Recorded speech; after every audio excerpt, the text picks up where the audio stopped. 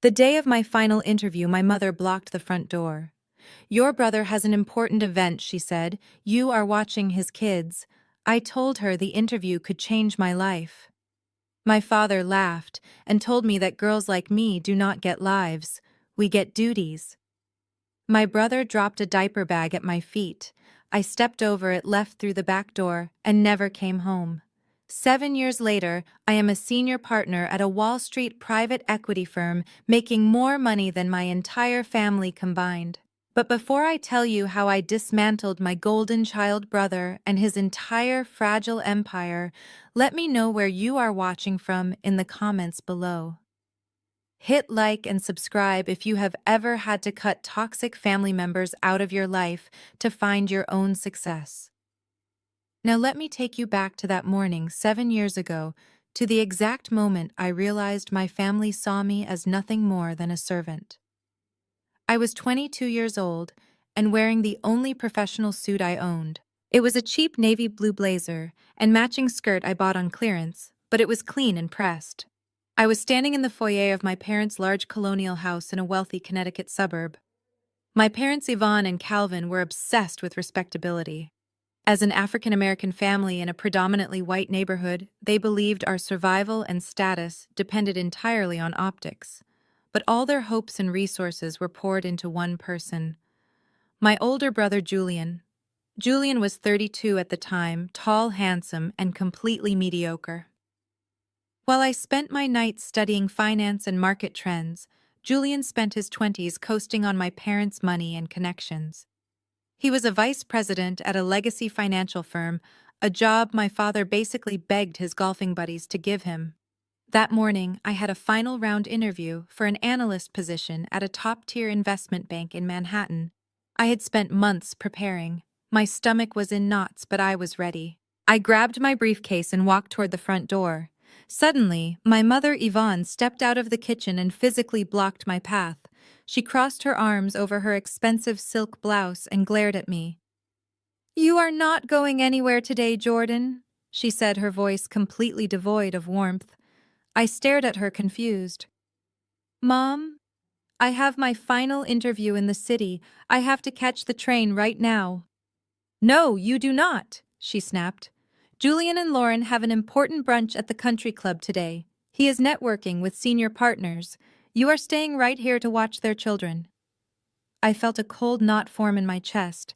"You want me to miss the most important interview of my life to babysit? Mom, I told you about this interview weeks ago. Julian makes 6 figures. He can afford a babysitter." My mother scoffed, rolling her eyes. "Let us be realistic, Jordan.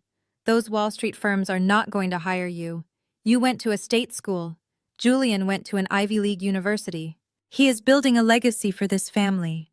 You are being selfish. Your duty is to support your brother. Go upstairs, take off that cheap suit, and put on some sweatpants." Before I could even process the cruelty of her words, the front door opened. Julian walked in, wearing a custom-tailored suit, looking incredibly smug. Right behind him was his wife, Lauren. Lauren was a white woman who perfectly fit the neighborhood aesthetic. She played tennis, drank expensive wine, and treated me like I was the hired help. Lauren walked right past me without even saying hello and dropped a massive, heavy diaper bag directly onto my freshly polished shoes.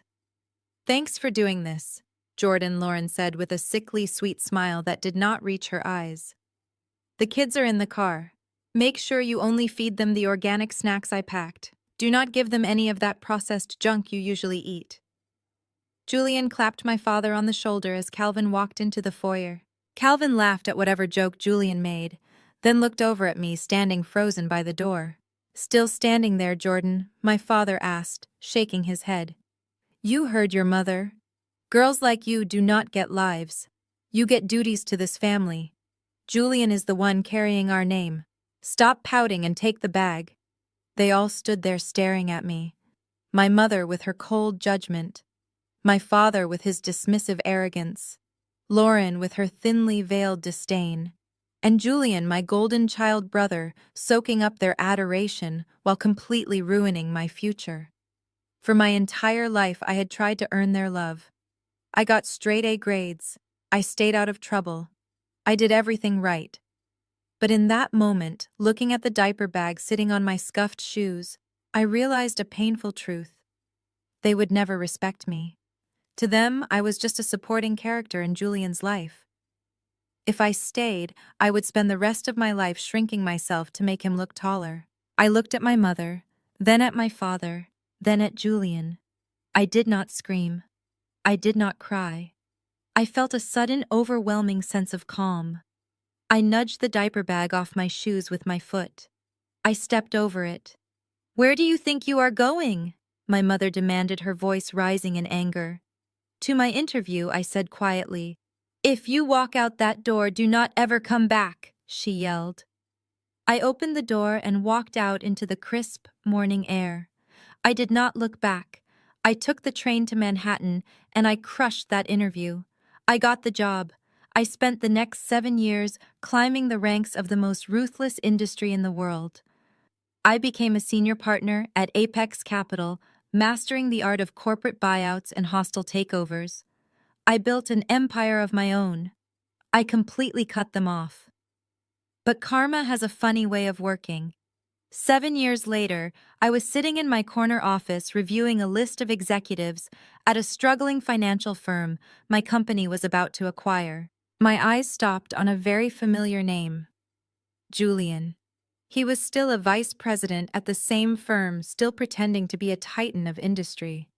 And he had no idea that the firm buying his company was mine. My phone buzzed on my desk. It was an unknown number, but when I listened to the voicemail, it was my mother demanding I attend Julian's promotion dinner to beg him for a job. I smiled. The trap was set. The silence in the hallway was suffocating. Lauren adjusted her diamond tennis bracelet and sighed loudly as if my hesitation was a personal attack against her. "Are you going to a funeral, Charmaine?" she asked with a short laugh. "Because you certainly do not look like you are going to a job interview. And even if you were, nobody is going to hire a black woman with a state college degree over candidates from Harvard. Julian told me you have been struggling. It is fine to admit defeat. Just accept that your place is here helping us. We are letting you live in this house rent-free after all." I paid rent every single month. I paid for the groceries. I paid for the utility bills when my father spent his paycheck on golf club memberships to impress his white colleagues. But in Lauren's mind, I was just a charity case. She married into an affluent black family and adopted my parents' toxic hierarchy perfectly. She was the pristine white daughter-in-law who gave them lighter-skinned grandchildren, and in return, she got to treat me like the help. "The twins need to be fed at exactly noon," she continued, pointing a manicured finger at my chest. "Do not give them tap water, only the alkaline water from the glass bottles in the fridge. And please try not to use that tone with them. You know how aggressive your voice gets when you are frustrated. It scares them." Julian checked his Rolex, the one my parents bought him for his 30th birthday, while I got a $20 gift card to a bookstore. "Lauren is right, Charmaine," he said, running a hand through his hair. "You need to start being a team player. I have a chance to make senior vice president today. Do you know what that means for this family? It means we finally break into the upper echelon. You should be proud to support me. Instead, you are throwing a tantrum over some entry-level coding job. Grow up." That is when my father stepped forward. Calvin had always been a man of few words when it came to me, but every word he spoke was designed to cut me down. He looked at the scuff mark the diaper bag had left on my shoe, and then looked up at my face. His eyes held no warmth, no fatherly pride, just a deep, lingering disappointment that I was not born a boy. "You heard your brother, Charmaine?" My father said, his voice a low rumble that echoed off the hardwood floors. "Stop being so incredibly selfish. Girls like you do not get lives. You get duties. Your duty is to this family. Your duty is to ensure your brother succeeds, because he is the one who will carry the legacy. You are just background noise. Pick up the bag." The words hung in the air, heavy and toxic. "Girls like you do not get lives. You get duties."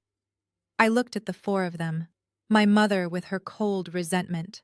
My father with his crushing patriarchy, my brother with his boundless entitlement, and Lauren with her smug, privileged racism. They had formed a perfect circle of abuse, and I was standing right in the center. For 28 years, I had tried to break through that circle.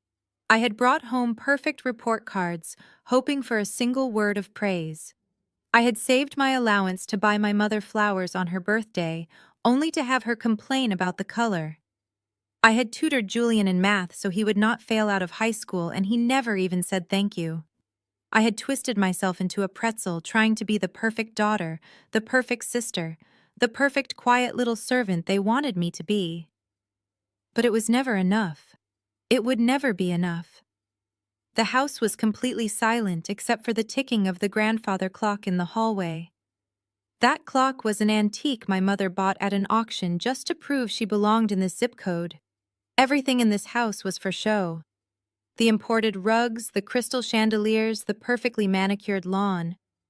And I was the only thing ruining their perfect aesthetic. I was the dark-skinned daughter who refused to straighten her hair, who wore cheap clothes so she could afford coding boot camps, who refused to smile and play the grateful servant. They hated me for existing. They hated that I reminded them of the struggles they tried so hard to erase. Lauren was the final piece of their twisted puzzle. She was the ultimate status symbol for a family desperate for white validation. She knew it too. She weaponized her privilege against me every single day.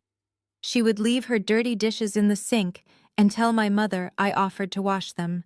She would lose her expensive sunglasses and heavily imply that I had stolen them because I was jealous. And my parents believed her every single time, defending her honor against their own flesh and blood. I looked at the diaper bag again. The designer logo mocked me. It was a physical manifestation of everything they thought I was worth. I remembered the time I was hospitalized with pneumonia when I was 16. My mother left me alone in the emergency room because Julian had a basketball game and she could not miss seeing him score. I remembered the day I graduated college with honors and my father refused to attend because Julian had a minor cold and needed someone to make him soup. My entire existence had been a series of sacrifices made at the altar of Julian. And now they wanted me to sacrifice the one opportunity that could finally set me free. I stared at the heavy canvas diaper bag resting against my leg. Inside were organic rice puffs, imported baby lotion, and the absolute destruction of my future. If I picked it up, I would be accepting my role. I would be agreeing that I was nothing more than an unpaid nanny, a failure, a disappointment. I would never leave this town. I would never write software. I would never be Charmaine, the successful developer. I would only ever be Julian's bitter little sister. Lauren tapped her foot impatiently. "Well, Charmaine," she snapped, "we do not have all day. Pick it up. The twins are going to wake up soon, and they hate waiting." I took a deep breath. The air in the house suddenly felt incredibly stale. It smelled like lemon polish and suffocating expectations. I slowly uncurled my fists. My palms were sweating, but my heart had stopped racing. Instead, a strange, profound calmness washed over me. It was the calm of a prisoner who realizes the cell door was never actually locked. I looked directly into Lauren's pale blue eyes. I did not blink. I saw the flicker of uncertainty cross her face when I did not immediately comply. Then I looked at Julian, who was already turning away, assuming the battle was won. I looked at my father, who was checking his phone. And finally, I looked at my mother, who was still glaring at me, waiting for my submission. I lifted my foot. I did not pick up the bag. Instead, I stepped right over it. My heel clipped the strap, pushing it aside. I walked past my mother, who gasped in sheer disbelief. I pushed open the heavy wooden door and stepped out into the crisp morning air. My phone buzzed in my pocket almost immediately. It was a text from my mother. "If you leave, do not ever come back." I did not hesitate. I blocked her number. I blocked my father's number. I blocked Julian and Lauren. I walked to the train station and I did not look back. The train ride to Manhattan was a blur of passing trees and industrial parks. I sat by the window watching the Connecticut suburbs fade into the gritty edges of the city. My phone remained completely silent. For the first time in my life, I was entirely untethered. There were no passive-aggressive texts from my mother demanding I pick up dry cleaning. No calls from my father reminding me of my place. Just the rhythmic clatter of the train tracks, and the terrifying, exhilarating realization that I was finally on my own. I looked down at my cheap navy blue skirt and the scuff mark Lauren had deliberately left on my shoe. I reached into my bag, pulled out a tissue, and carefully buffed the leather until it shone again. I was not going to let them leave a mark on me today. When I walked into the towering glass and steel building in the financial district, I felt a shift in my posture. I squared my shoulders. I walked into that boardroom, and I delivered the presentation of my life. They threw complex financial models at me, and I tore them apart with precision. I did not stutter. I did not apologize for taking up space. For the first time, I was in a room where my intellect was valued more than my ability to shrink myself for a golden boy. I got the job offer before I even reached the lobby. That was 7 years ago. 7 years of grueling 80-hour work weeks of eating takeout at my desk at midnight, of learning the ruthless art of corporate buyouts and hostile takeovers. I did not just survive on Wall Street, I conquered it. I climbed from junior analyst to associate to director, and finally to senior partner at Apex Capital. I built a fortress of wealth and power that my parents could not even begin to comprehend. I bought a penthouse in Tribeca. I wore bespoke suits that cost more than Julian's country club membership.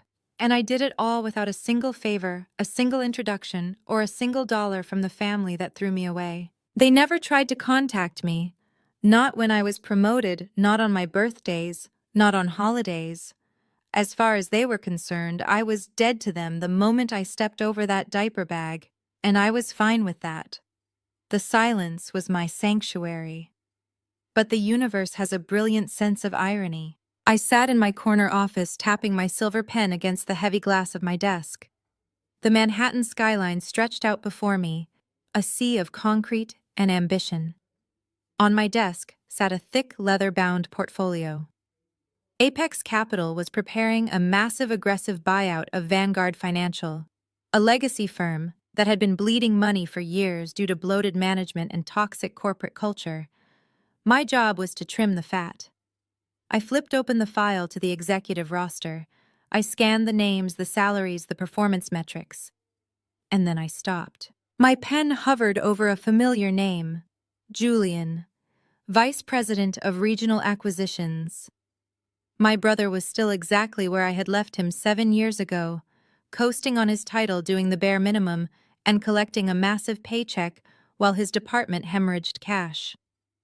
He was a parasite wrapped in a custom suit. And I was the exterminator Apex had hired to clean house. A slow smile spread across my face. He had no idea.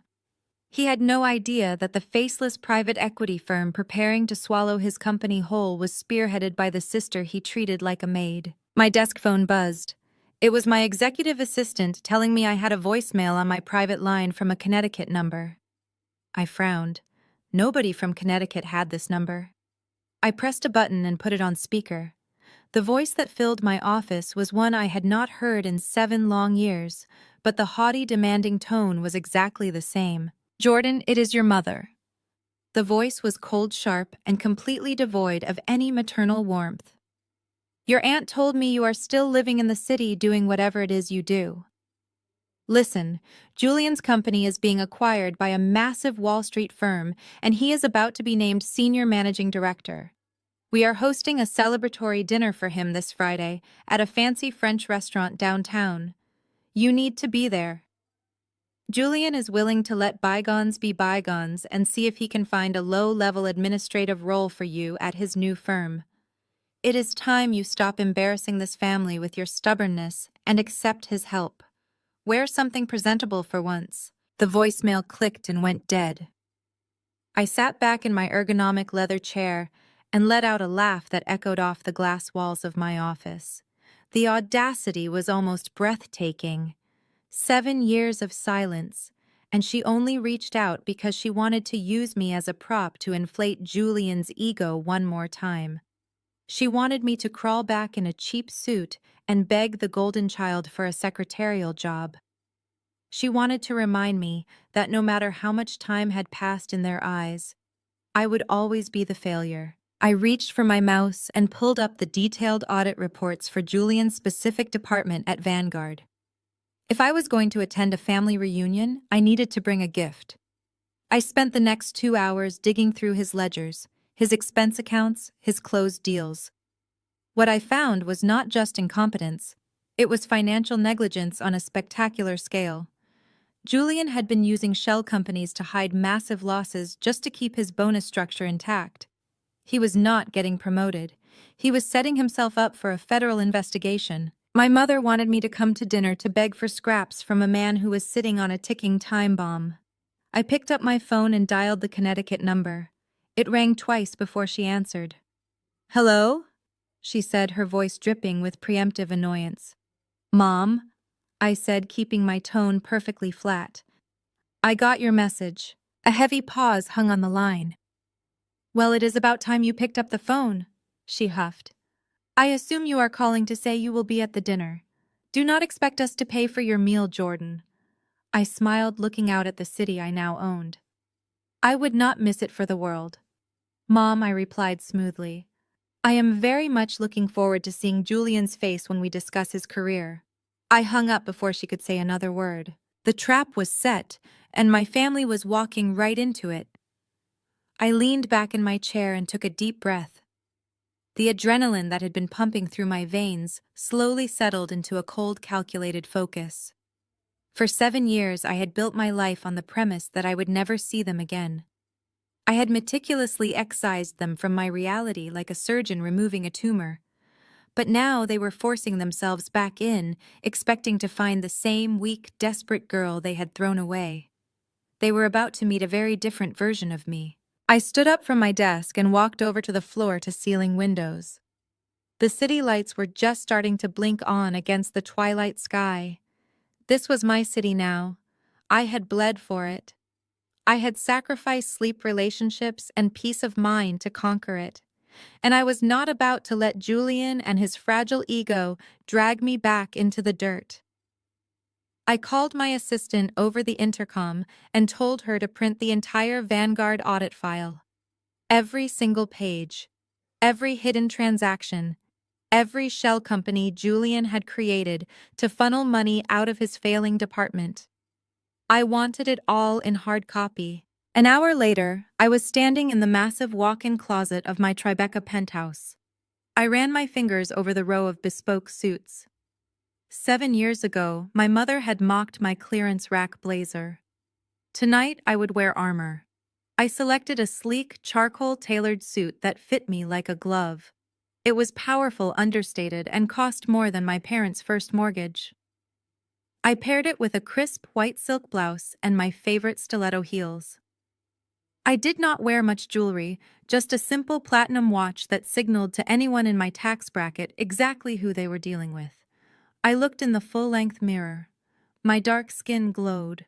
My posture was straight. There was no trace of the terrified young woman who had stepped over that diaper bag. My private driver was waiting downstairs in the lobby. As I slid into the plush leather seat of the luxury sedan, I handed him the address of the restaurant. It was one of the most exclusive French restaurants in the city. It was notoriously difficult to get a reservation, and it was exactly the kind of pretentious place my family would choose to celebrate Julian's supposed triumph. They loved anything that felt elite, anything that separated them from the ordinary. As the car glided through the neon-lit streets of Manhattan, I opened the leather folder on my lap and reviewed the documents one last time. Julian's arrogance had made him sloppy. He had authorized wire transfers to offshore accounts under the guise of consulting fees. It was a textbook embezzlement scheme meant to cover up his disastrous investment choices. He was drowning, and instead of asking for help, he was stealing to maintain the illusion of success. The car pulled up to the curb in front of the restaurant. The valet immediately rushed over to open my door. I stepped out onto the pavement, feeling the cool evening breeze against my face. The restaurant exterior was elegant with discreet gold lettering and softly glowing gas lamps. I walked through the heavy glass doors and was immediately enveloped in the hushed ambient noise of clinking crystal and quiet conversations. The maitre d' looked up from his podium and his face broke into a genuine smile. "Good evening, madam," he said, bowing slightly. "It is a pleasure to see you again. Your usual table, perhaps?" "Not tonight," I replied smoothly. "I believe my family has a reservation." "Under the name Julian." He checked his leather-bound book and nodded. "Ah, yes. A party of 4. They are already seated in the main dining room. Shall I show you the way?" "I can find them," I said, adjusting my grip on the leather folder. "Thank you." I walked slowly through the dining room. The air smelled of truffles and expensive perfume. I scanned the room and spotted them almost immediately. They were seated at a prime booth near the center of the room, commanding attention just the way they liked it. My mother Yvonne was wearing a flashy silk dress that tried a little too hard. My father, Calvin, sat beside her, looking incredibly pleased with himself. Julian was across from them holding a glass of champagne and holding court. He was wearing a flashy watch that I now knew he had bought with embezzled funds. And sitting next to him was Lauren. She looked exactly the same. The same blonde highlights, the same smug expression, the same aura of unearned superiority. They were laughing at something Julian had just said. It was the picture-perfect image of a successful, happy family. But it was all built on a rotting foundation. I paused for a moment, letting the scene wash over me. This was the family that had thrown me away. This was the family that had demanded my subjugation so they could thrive. And here they were drinking champagne on the deck of a sinking ship. I took a deep breath and let the cold, calculating energy of the boardroom take over. I was no longer the scapegoat. I was the architect of their impending reality check. I closed the distance between us, my heels clicking softly against the marble floor. As I approached the table, Lauren was the first one to notice me. Her smile faltered for a fraction of a second before twisting into a look of thinly veiled amusement. She nudged Julian, and he turned around. His eyes widened slightly, taking in my tailored suit and the confident way I held myself. My mother and father stopped laughing and stared. The silence that fell over their table was thick enough to cut with a knife. "Well?" Julian said, his voice loud enough to turn a few heads at the neighboring tables. "Look who finally decided to show up. I guess you realized you could not avoid us forever." I did not say a word. I simply pulled out the empty chair at the end of the table, sat down and placed the heavy leather folder right next to my fork. The game had officially begun. I looked directly at my mother, who was sipping her champagne, trying to mask her discomfort at my sudden appearance. "You look remarkably well, Mom," I said, my voice calm and even, especially for someone who was supposedly on her deathbed 3 days ago. My father choked on his drink and Lauren looked confused. Julian frowned, leaning forward. "What are you talking about, Jordan?" he asked. I kept my eyes locked on my mother. "Oh, did she not tell you all?" On Tuesday afternoon, my office received a frantic call from Aunt Beatrice. She was sobbing hysterically over the phone, saying that Mom had collapsed and was rushed to the intensive care unit. She said the doctors did not think Mom would make it through the night. Beatrice begged me to unblock Mom's number so we could say our final goodbyes before it was too late. I paused, letting the weight of the lie settle over the table. The ambient noise of the restaurant seemed to fade away. Lauren shifted uncomfortably in her seat, clutching her designer purse. Calvin looked at his wife with a raised eyebrow, clearly unaware of the extent of her scheming. I had actually felt a pang of panic. I continued, my voice dropping to a low, chilling register. "For a brief, foolish moment, I forgot the last 7 years. I forgot how you treated me and why I left. I unblocked your number because I thought my mother was dying. And less than 2 minutes later, my phone rang. I answered it, expecting a nurse or a doctor to give me devastating news. Instead, I got you, Mom." sounding perfectly healthy, perfectly arrogant, and demanding that I attend this dinner. My mother set her champagne flute down on the white tablecloth with a sharp clink. Her face was flushed, but her chin was raised in that familiar, defiant posture she always used when she was caught in a lie. "Do not be so dramatic, Jordan," she snapped, smoothing the linen napkin on her lap. Beatrice exaggerated the situation. I had a mild palpitation. It was a very stressful day, and anyway, it was the only way to get you to answer the phone. You have been ignoring your own flesh and blood for 7 years. It is unnatural, and it is shameful. You should be thanking me for reaching out and giving you a chance to make things right with your brother. A chance to make things right, I repeated, letting a cold smile touch my lips. You mean a chance to beg for scraps? During that phone call, my mother had not asked how I was doing. She had not asked where I lived, or if I was happy, or if I was even healthy. Her very first words to me after 7 years of silent estrangement were a direct order. She had told me Julian was being promoted to senior managing director after his firm was acquired. She had insisted that I was embarrassing the family by working some dead-end job in the city, and that I needed to come tonight to grovel for a low-level administrative position. She literally told me to wear something presentable for once and to show some gratitude for my brother's generosity. It was sick. She had weaponized the concept of death just to orchestrate this exact moment. She wanted an audience to watch me bow down to her golden boy. Julian puffed out his chest, adjusting his expensive tie and looking at me with absolute pity. "Mom is just looking out for you, Jordan," he said, adopting a patronizing tone that made my skin crawl. "We all know you have had a hard time since you dropped out of the family. There is no shame in admitting you need help to get back on your feet. My firm is going through a massive transition right now. We are being bought out by Apex Capital.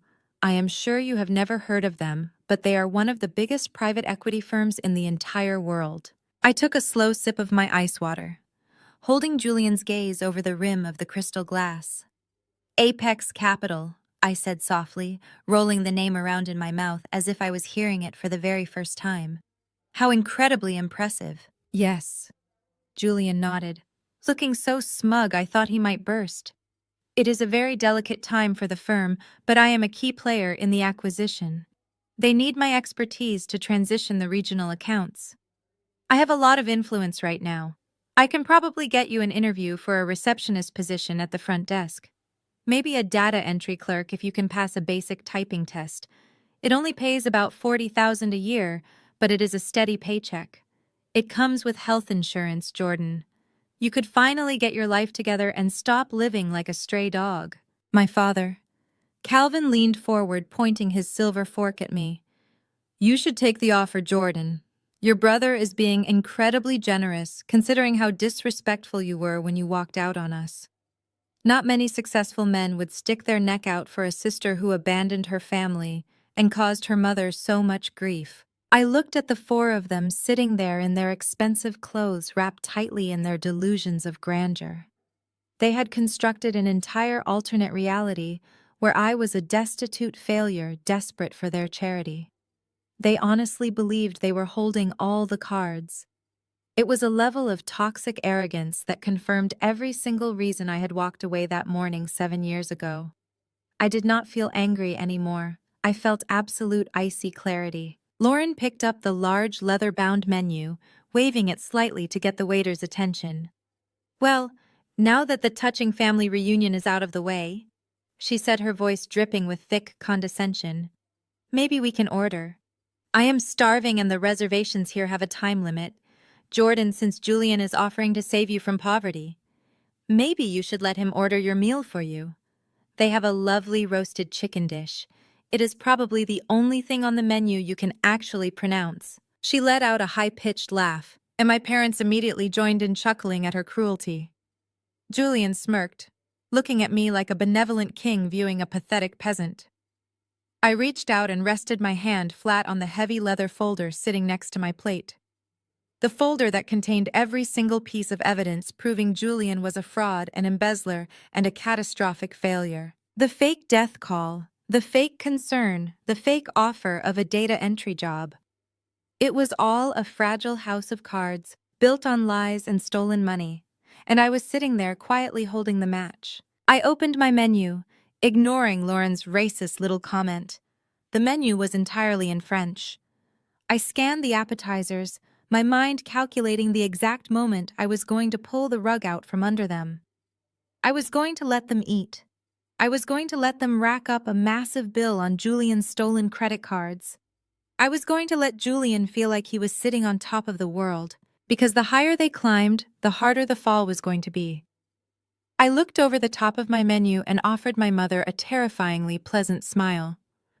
"I think I will start with the caviar," I said quietly. The waiter nodded politely and scurried away to fetch my order, leaving a stunned silence at the table. Julian stared at me, his jaw slightly tight, while Lauren looked like she had just swallowed a lemon. As I sat there holding their gaze, my mind drifted back to earlier that afternoon in my corner office. It was the exact moment that changed this dinner from a simple family reunion into an execution. When my mother had first called with her fake death emergency turned arrogant dinner invitation, I had been inches away from hanging up. My finger was literally resting on the end call button of my desk phone, ready to banish them back into the silent void where they belonged. I did not need their drama. I did not need to see Julian gloat. But right as my mother was bragging about Julian's untouchable status at Vanguard Financial, my eyes had drifted to the glowing screen of my secondary monitor. I had the Vanguard preliminary audit files open. As the senior partner leading the buyout for Apex Capital, it was my job to review the executive performance metrics before we finalized the acquisition. When I saw Julian's name on the roster, I had initially felt a wave of disgust. But as my mother kept talking, demanding I show up and beg for a $40,000 receptionist job, I started scrolling through his division ledgers. That was when I saw the crack in the files. It started as a small anomaly, a series of vendor payments that did not match the standard procurement cycles. I clicked deeper, bypassing the summary reports and diving directly into the raw data. Julian was the vice president of regional acquisitions, which meant he had the authority to approve discretionary spending up to $500,000 without board oversight. He was supposed to be acquiring small lucrative portfolios to boost Vanguard's assets. Instead, he was bleeding them dry. I found a company called Summit Consulting. Over the past 3 years, Julian had approved wire transfers to Summit totaling nearly $2 million. The invoices cited market research and strategic advisory services. But when I ran the tax identification number through our proprietary database, the truth lit up my screen. Summit Consulting was a shell company. The registered agent was a man named Tyler Brooks. I recognized that name instantly. Tyler was Julian's former college roommate, the same guy who used to sleep on our couch and drink my father's expensive scotch. There was no market research. There were no advisory services. Julian was funneling corporate funds into a ghost company managed by his fraternity brother. And that was just the beginning. As my mother had droned on about how Julian was carrying the family legacy, I pulled up his corporate expense accounts. The entitlement was staggering. He was using Vanguard funds to subsidize Lauren's entirely fake lifestyle. There were charges for 5-star hotels in Paris coded as client development. There were receipts from luxury day spas written off as wellness retreats for his team. The custom Rolex on his wrist, the one he was currently resting on the white tablecloth of this French restaurant, had been purchased with a corporate card and categorized as a performance bonus. He was not a brilliant financial mind. He was a thief. A sloppy, arrogant thief who thought the rules did not apply to him because our parents had spent his entire life shielding him from consequences. The sheer audacity of it all had washed over me in a wave of absolute predatory calm. My mother was on the phone telling me I was an embarrassment, telling me I needed Julian's charity. She had no idea that her golden boy had constructed a house of cards that was currently sitting on my desk waiting for me to exhale. That was the moment I lifted my finger off the end call button. That was the moment I decided to attend this dinner. I did not agree to come to mend fences or to seek their approval. I agreed to come so I could look them in the eye right before I tore their illusions to the ground. The waiter's return snapped me back to the present. He placed a mother-of-pearl spoon and a chilled crystal bowl of beluga caviar in front of me. He then poured a generous glass of crisp vintage champagne. Lauren watched the caviar arrive with wide eyes. "Do you have any idea how much that costs?" she hissed, leaning across the table.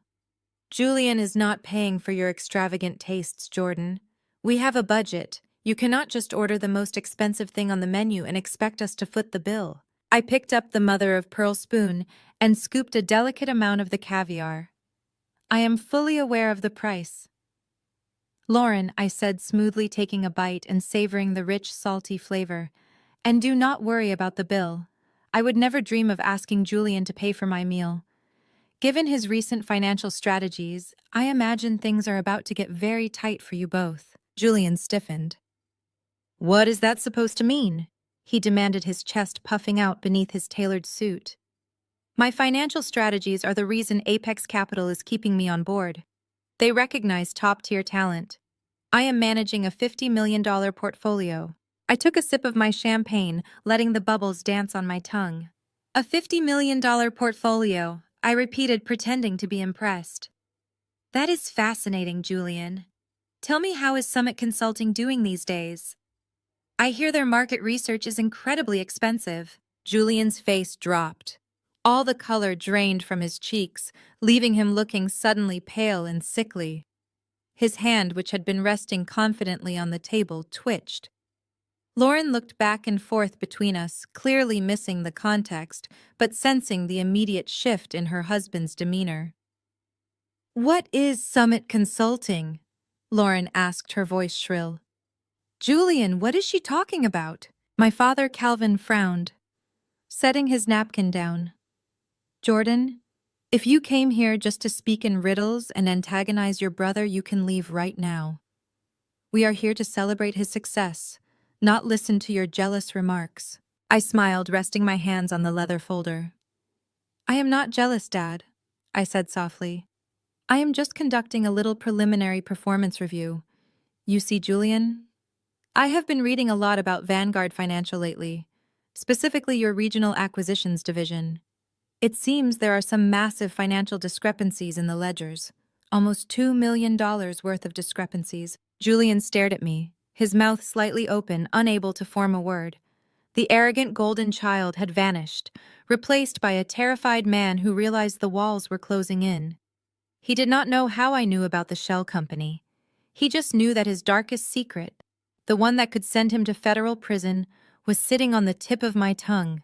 I leaned back in my chair, completely relaxed, watching the panic take root in his eyes. The dinner had barely started, and I was already enjoying every single bite.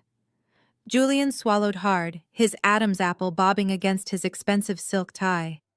He tried to force a laugh, but it sounded like dry leaves scraping across concrete. "I do not know what kind of cheap gossip you have been reading online, Jordan," he stammered, "but Vanguard is in perfect financial health. My division is the crown jewel of the company. Summit Consulting is a highly respected analytics firm." I let a small, amused sigh escape my lips.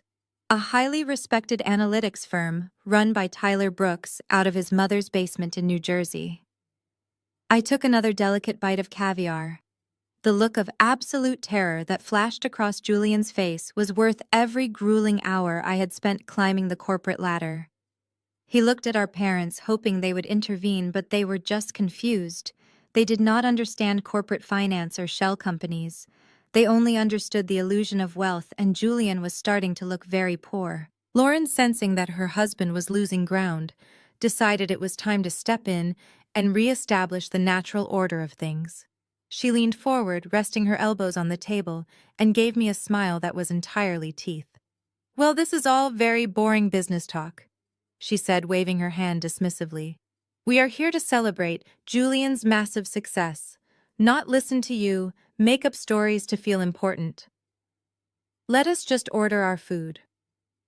"Jordan, are you sure you do not want Julian to order for you? The menu is entirely in French, and we all know you never studied abroad like we did."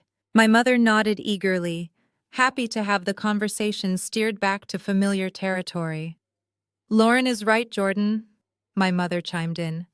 There is no need for you to pretend you know what any of these dishes are. Julian speaks passable French from his semester in Paris. He can translate for you. They have a very nice roasted chicken dish. It is simple. You will like it. I looked down at my charcoal-tailored suit. Earlier this evening, when I was getting ready in my penthouse, I had stood in front of the mirror and made a promise to myself. I was not dressing up to impress them. I was putting on my armor. I was stepping into this restaurant not as the discarded daughter, but as the Grim Reaper coming to collect a 7-year debt. Every scuff mark they left on me, every insult they threw at me, every time they made me feel small, it was all going to be repaid tonight with interest. I was not there to ask for a seat at their table. I was there to flip the table over entirely. I closed the leather-bound menu and set it gently beside my plate. The waiter, a sophisticated older man with a crisp white apron, materialized at my shoulder. "Are we ready to order, madam?" he asked, looking directly at me. Lauren opened her mouth to speak, but I cut her off. "Yes, we are," I said, keeping my voice perfectly modulated. "I will have the beef bourguignon, but I would prefer it prepared with the reserve Pinot Noir, rather than the standard house red. For my sides, I will take the potato puree and the asparagus with truffles."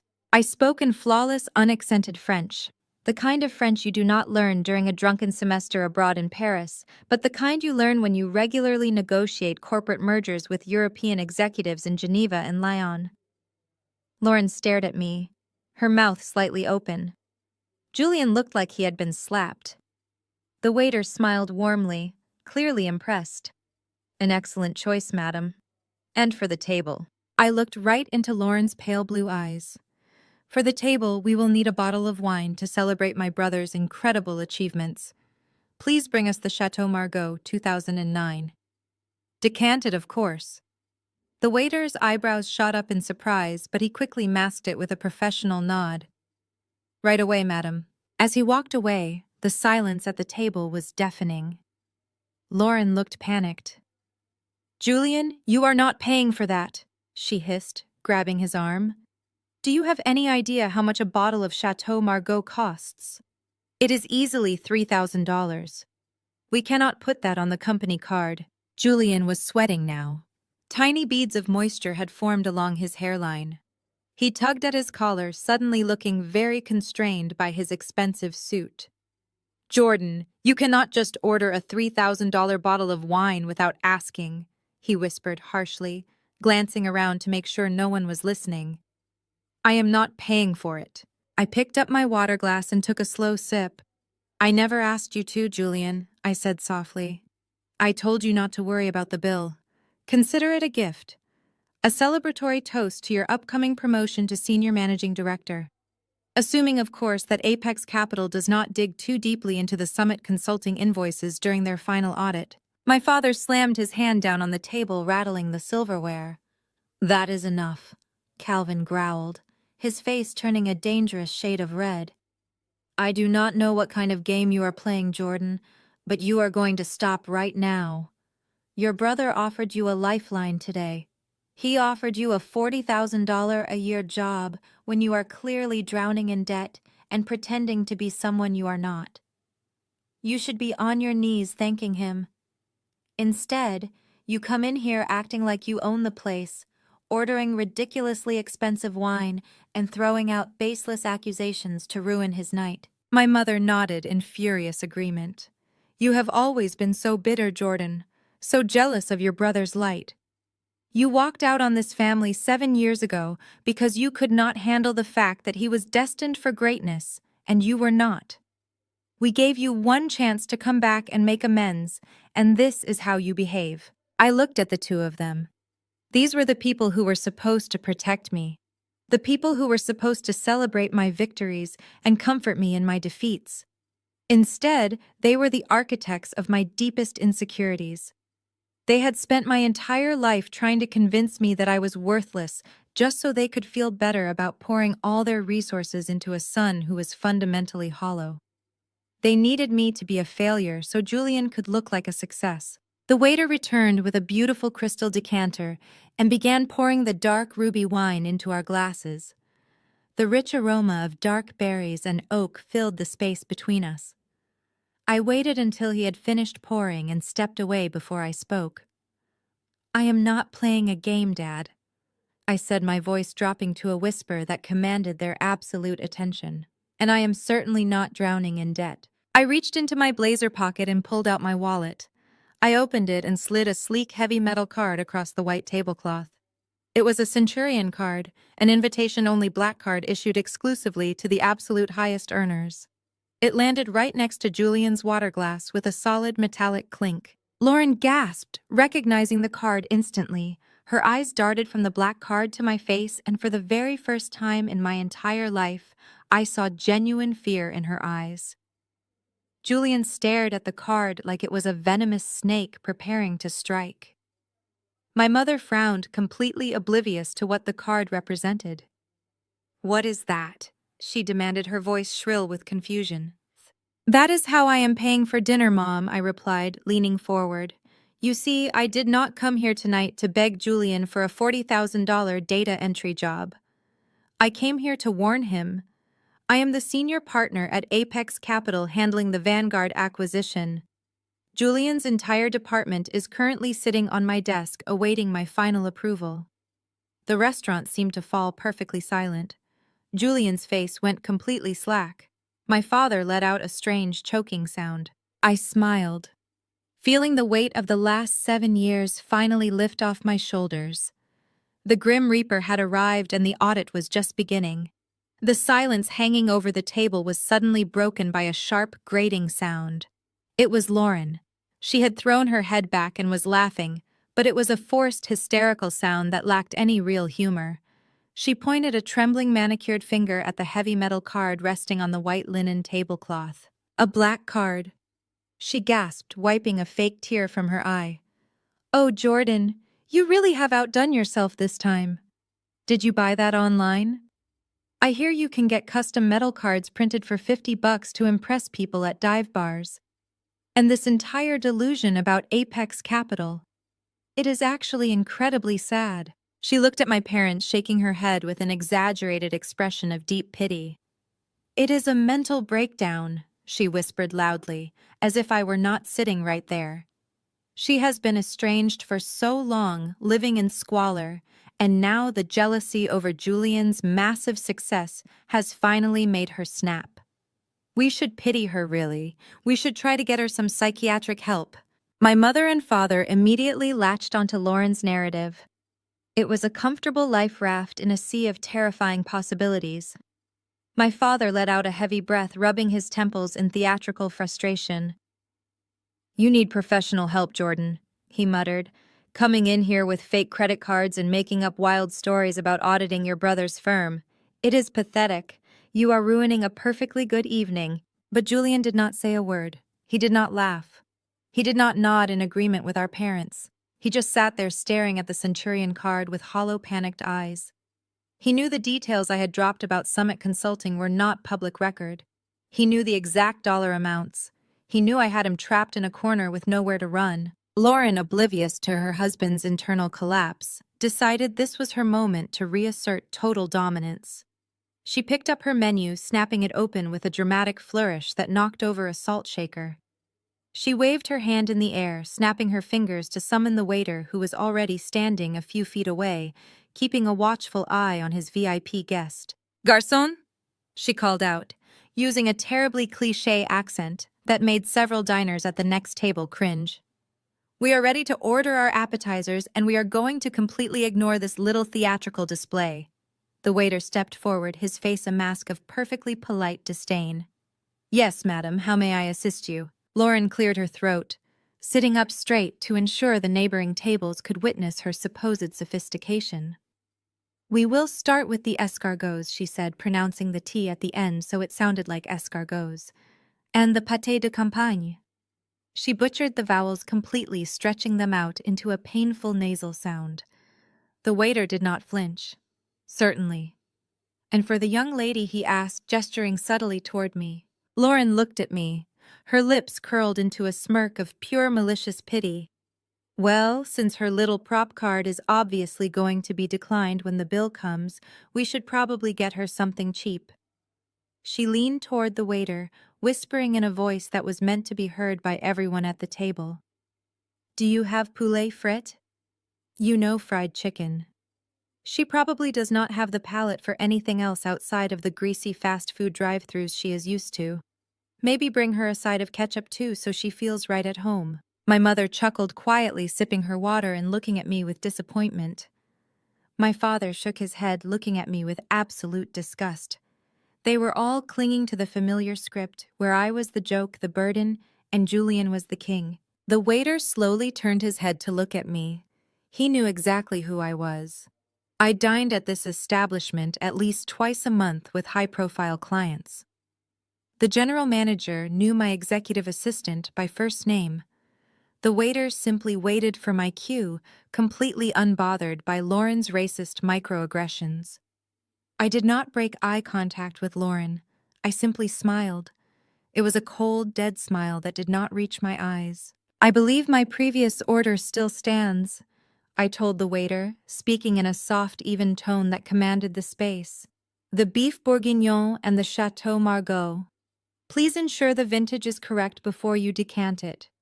Of course, Madame, the waiter bowed slightly, completely ignoring Lauren's desperate attempt at control. It will be out shortly. Lauren slammed her hand on the table, her face flushing an ugly mottled shade of red. Did you not hear me? She snapped at the waiter, her voice rising in pitch. She cannot pay for that. She is a receptionist. I am telling you to bring her the fried chicken. The waiter looked at Lauren, his professional veneer finally cracking just a fraction to reveal his utter contempt. Madam, we are a fine dining French establishment. We do not serve fried chicken. Furthermore, this lady is one of our most valued patrons. Her account is fully secure. Lauren's mouth dropped open. She looked at the waiter, then at me, and finally at Julian. Julian, tell him, she shrieked. Tell him your sister is a fraud.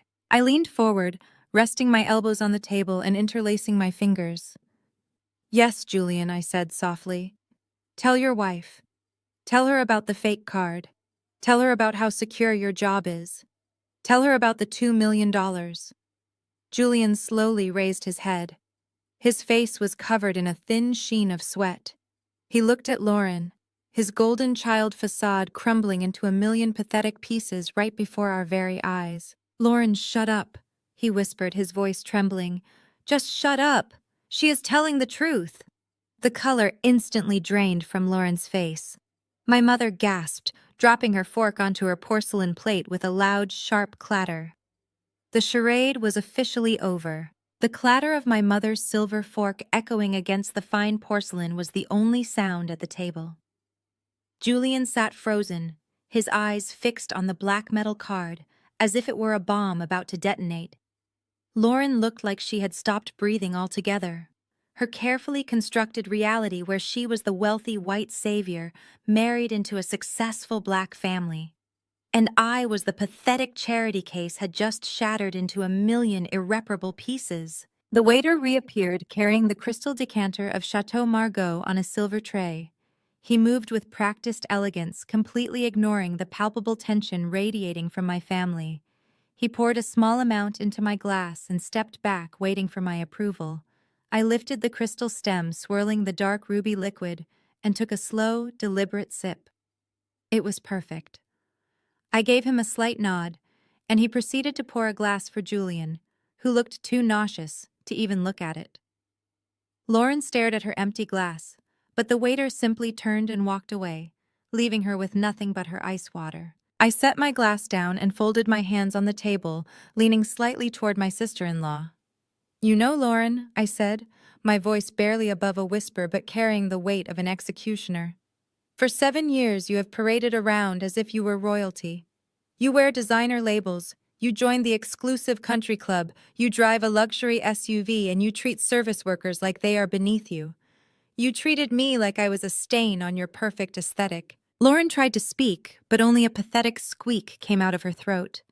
She looked at Julian for help, but he was staring at his lap, completely defeated. But the truth is, Lauren, I continued, my gaze locking onto her terrified, pale blue eyes.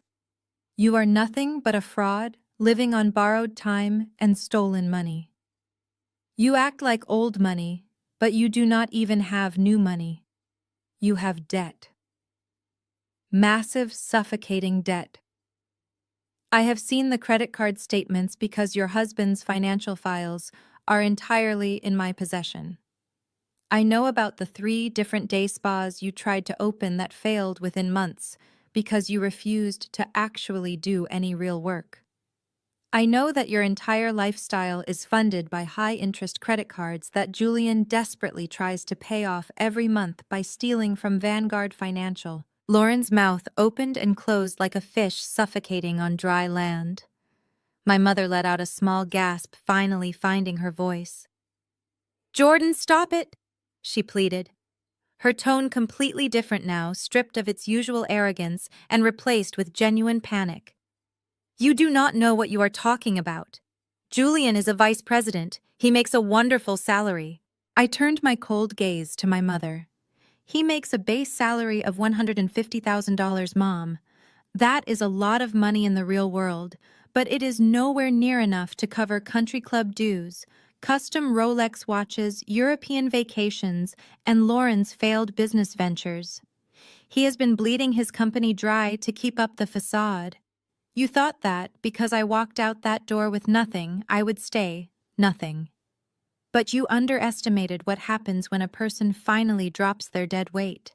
While Julian was using my parents' connections to get a mediocre job, he was completely unqualified for.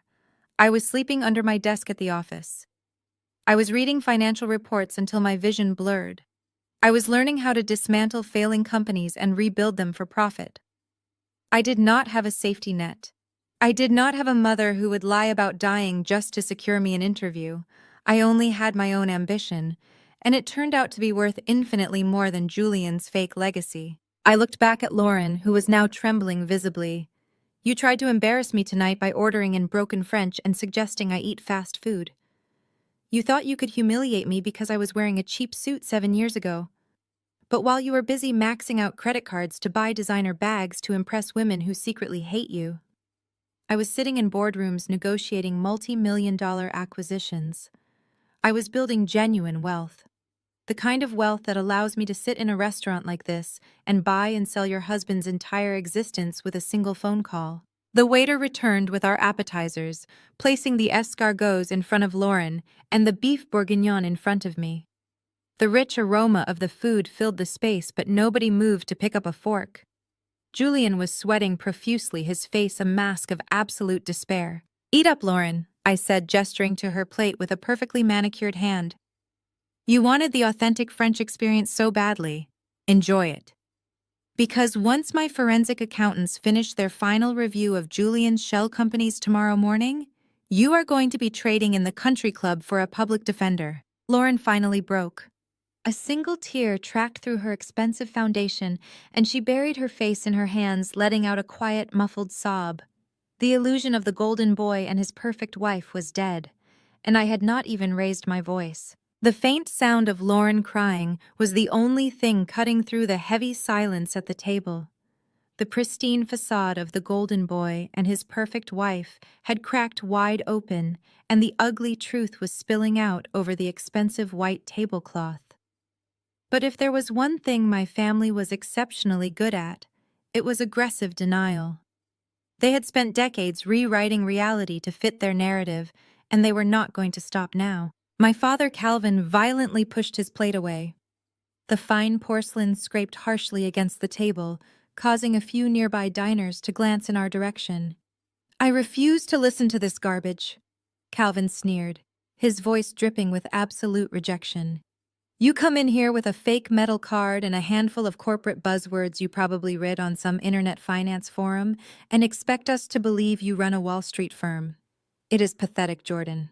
Yvonne quickly nodded, clinging to my father's words like a drowning woman holding a life raft. She reached out and patted Julian's arm. "Exactly," she chimed in, her voice shrill and desperate to maintain the illusion. "Julian is a vice president. He is a respected executive in this city.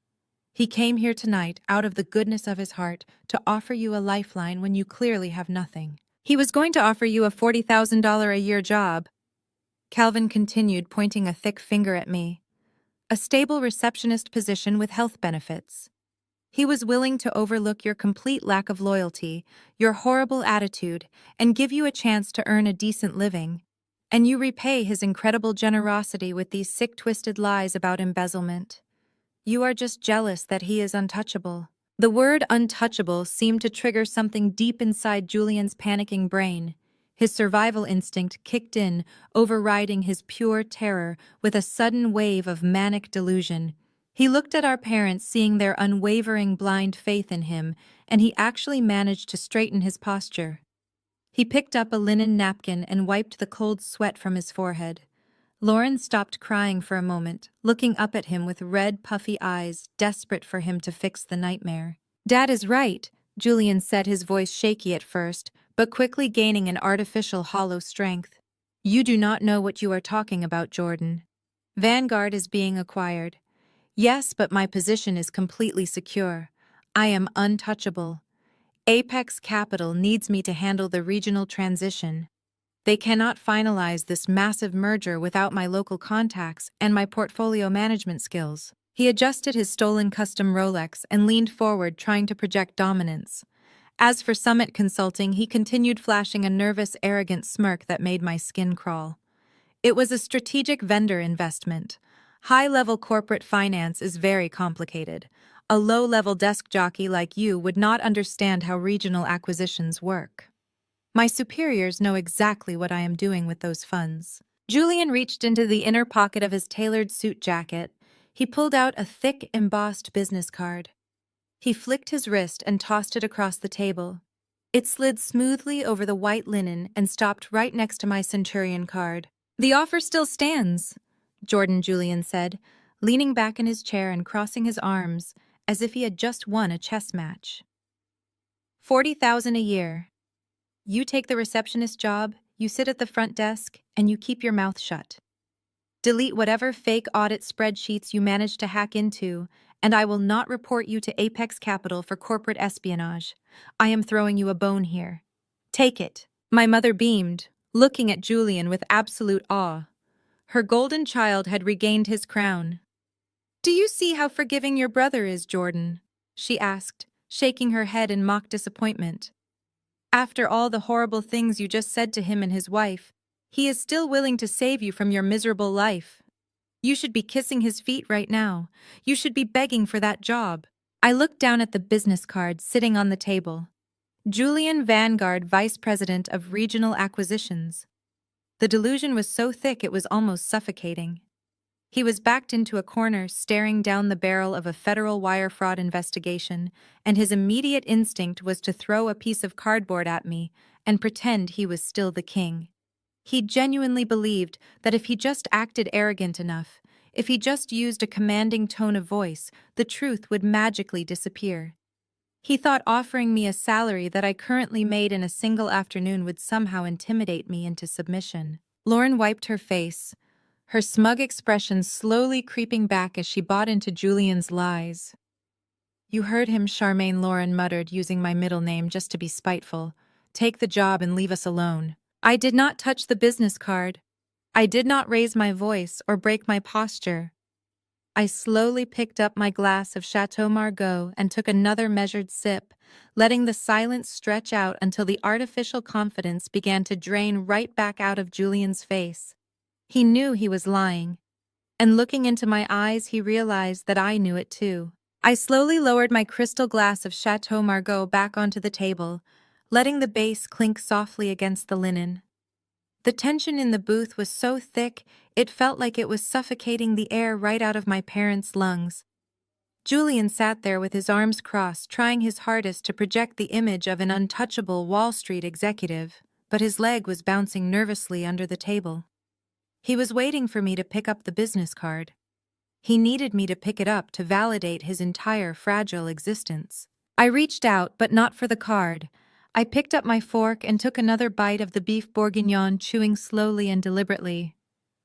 "It really is excellent," I murmured, ignoring the piece of cardstock entirely. But to address your generous offer, Julian, I am afraid I have to decline. You see, I already have a job. And as it turns out, my firm has a very strict policy about fraternizing with employees of companies we are currently investigating. Investigating? Julian scoffed, though his voice cracked slightly on the second syllable. There is no investigation.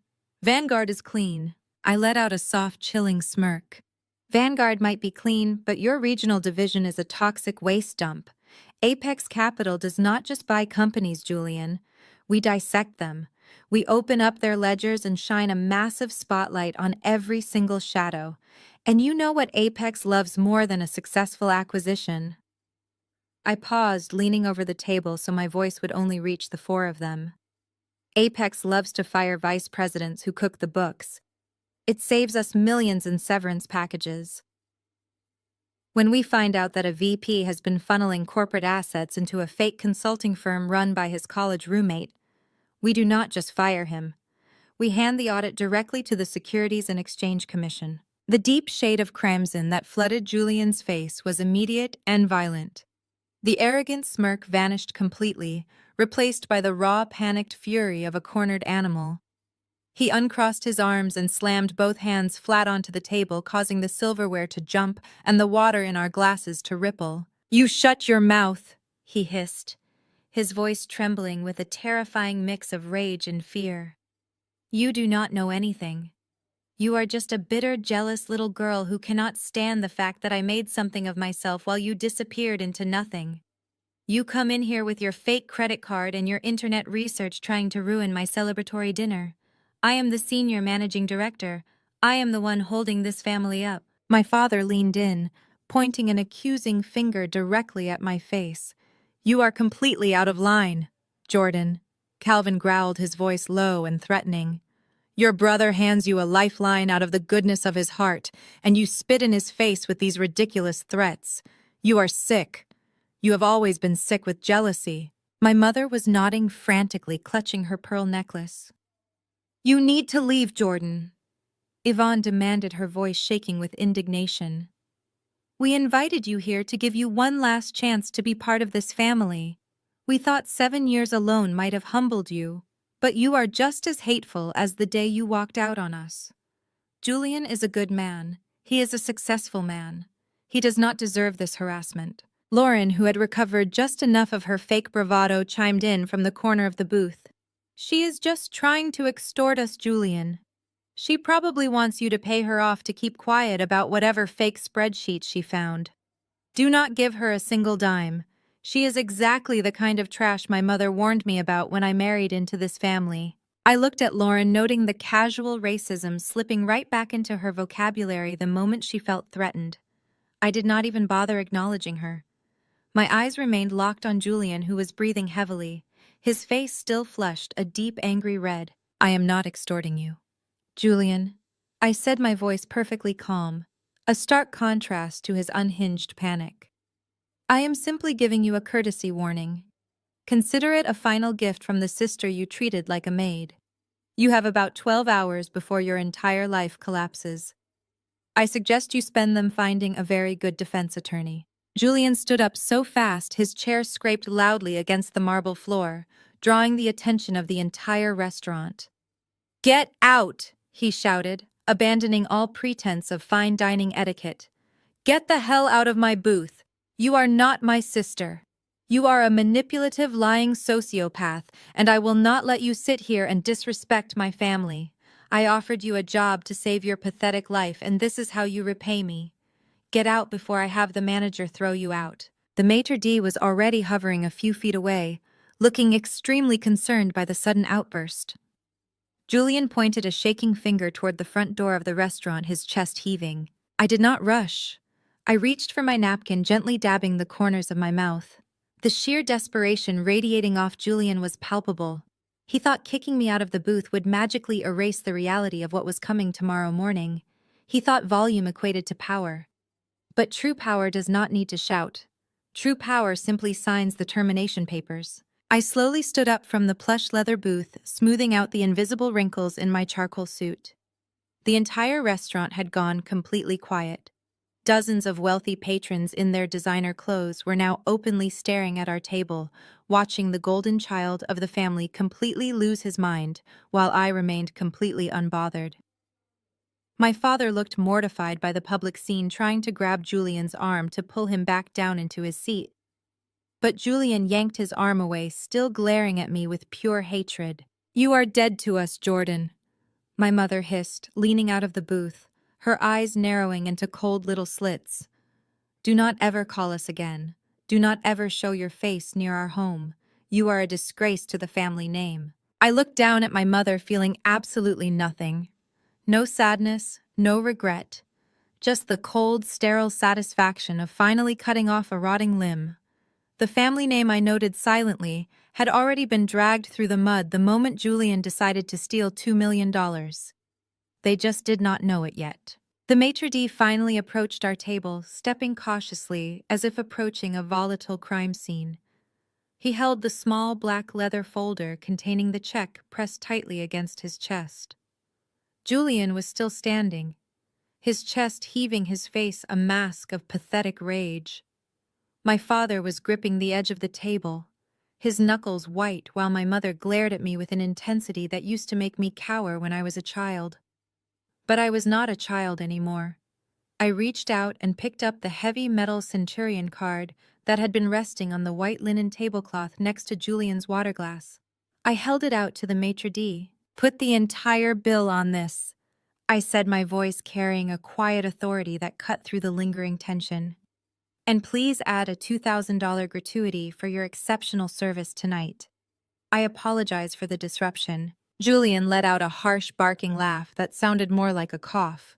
He pointed a shaking finger at me. "You are going to get arrested for fraud, Jordan." He spat, his voice cracking. "That fake piece of metal is going to decline, and I am not bailing you out. When the cops show up, we are telling them you are a stalker." Lauren nodded vigorously, her tear-streaked face twisting into an ugly sneer. "Yeah, let her embarrass herself," Lauren muttered, wiping her nose with a linen napkin. "Let them call the police. It will be the perfect end to her little psychotic episode." My parents remained silent, but I could see the desperate hope in their eyes. They needed the card to decline.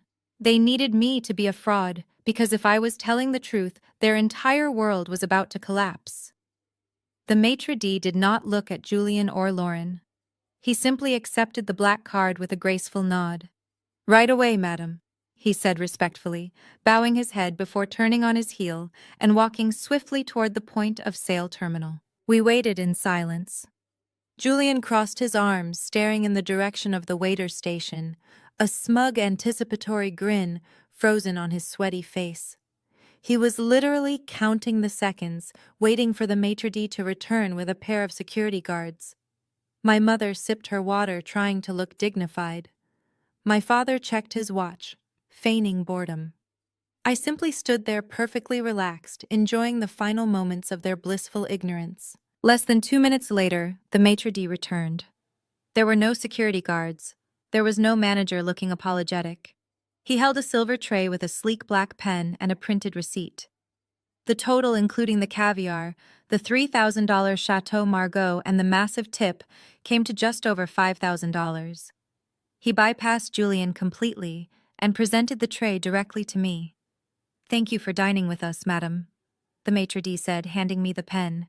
"It is always a pleasure." Julian's smug grin instantly vanished, dropping off his face like a lead weight. His mouth opened, but no sound came out.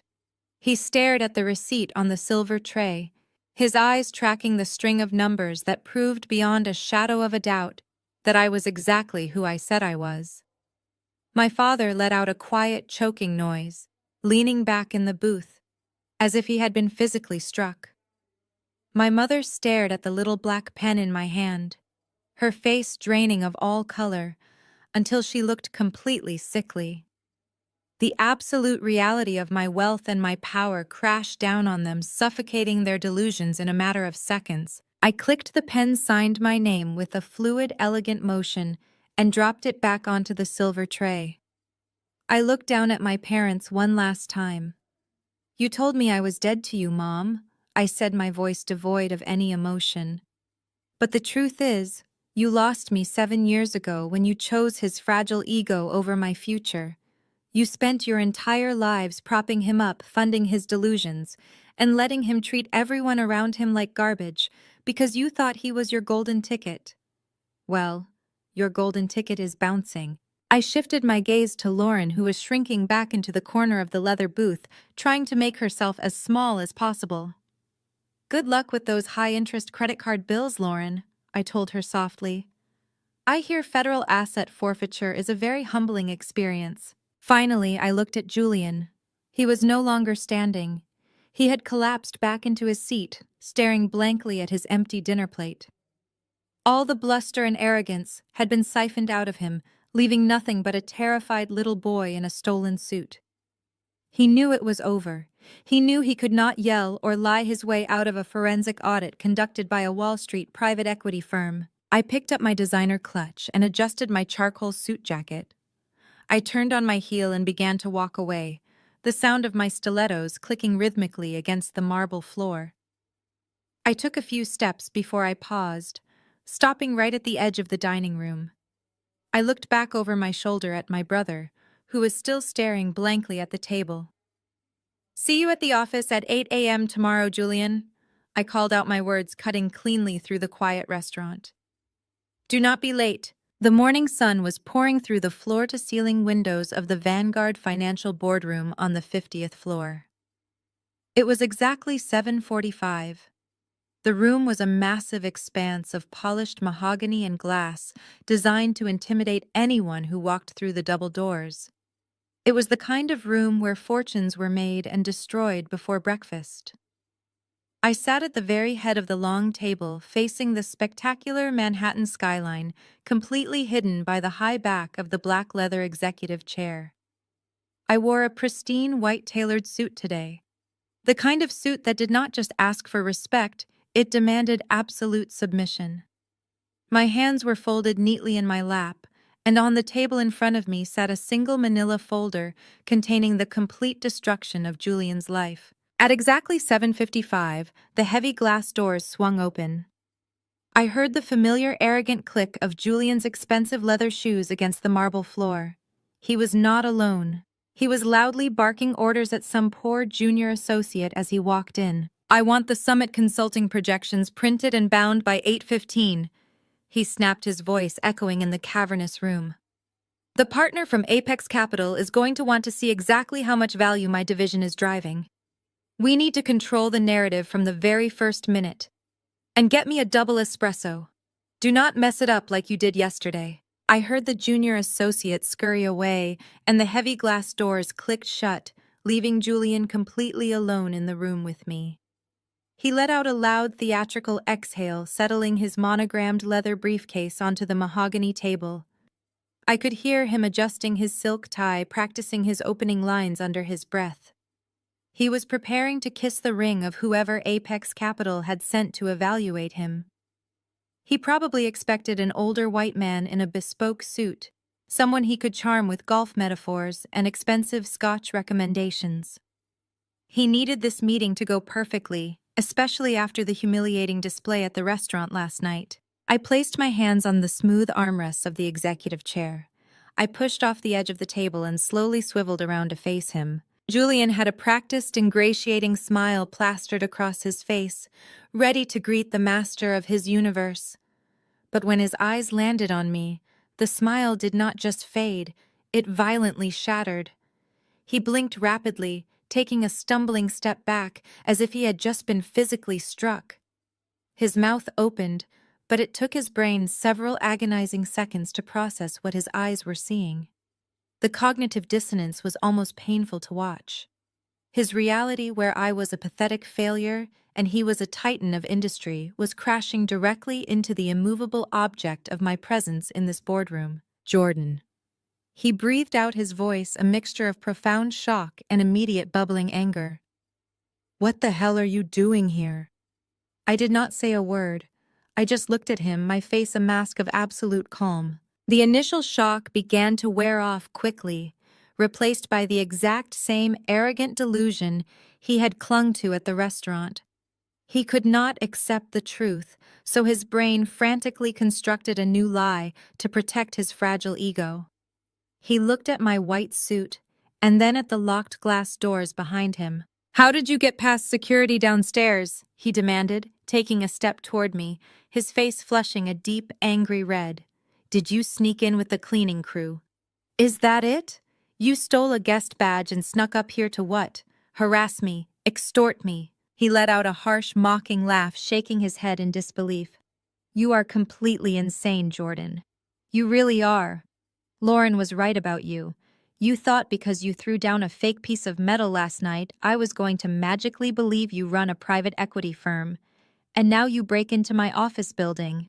You are trespassing in a highly secure corporate facility just to throw another pathetic tantrum because you cannot stand that I am the one who made it." I rested my forearms on the mahogany table, leaning forward slightly. "Julian," I said softly, "I highly suggest you lower your voice and take a seat." "I will not take a seat!" Julian shouted, slamming his hand against the back of a nearby leather chair. "The senior partner from Apex Capital is going to walk through those doors in less than 5 minutes. This is the most important meeting of my entire career. My division is the key to this merger, and I am not going to let my psychotic sister ruin it because she is obsessed with tearing me down." He pulled out his phone, his fingers jabbing aggressively at the screen. "I am calling building security right now," he threatened, glaring at me with pure hatred. "I am having you escorted out of here in handcuffs. And when Mom and Dad find out you pulled a stunt like this, they are going to press charges. You are going to jail for corporate espionage, Jordan. Now get out of that chair and get the hell out of my boardroom before I physically drag you to the freight elevator myself." He held the phone to his ear, his chest puffing out, trying to look physically intimidating. His hands were shaking slightly, betraying the deep, unshakable terror he was trying to hide behind his loud voice. He was so deeply entrenched in his own lies that he could not see the guillotine hanging directly over his head. He thought he was calling security to remove a deranged trespasser. He did not realize he was just ringing the bell for his own execution. I sat there perfectly still, letting him dial. The phone was pressed so hard against his ear that his knuckles were turning white. Julian glared at me, a sneer twisting his features as he waited for the security desk to pick up the line. I just watched him, my expression completely neutral. Before someone on the other end could answer, the heavy glass doors of the boardroom swung open once again. Julian turned his head, a triumphant smirk already forming on his lips, assuming building security had somehow magically anticipated his distress call. But it was not a security guard. It was my executive assistant, a sharply dressed young man named David, holding a silver tray with a single cup of black coffee and a thick stack of freshly bound documents. David walked straight past Julian, not even acknowledging his existence, and approached the head of the table. "Good morning, boss," David said, his voice carrying clearly across the quiet room. He placed the coffee in front of me and set the heavy stack of documents right next to my manila folder. "The Summit Consulting ledgers are fully printed and bound just as you requested. The forensic accounting team also verified the offshore routing numbers. They match the profiles you flagged last night." The phone slipped from Julian's hand and clattered onto the polished mahogany table.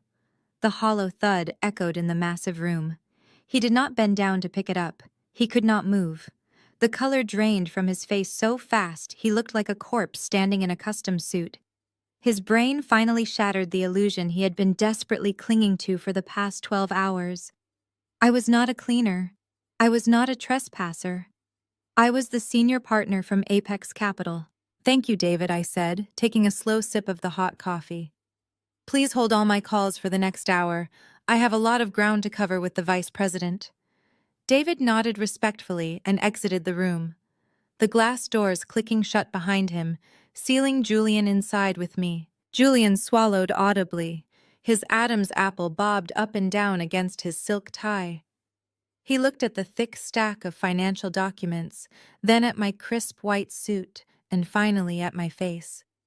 A sickeningly sweet, entirely fake smile trembled onto his lips. He took a step forward, his posture completely shrinking. "Jordan," he stammered, letting out a nervous little laugh. "I mean, Madam's senior partner. Why did you not just say so last night? I thought you were joking. You know how our family is.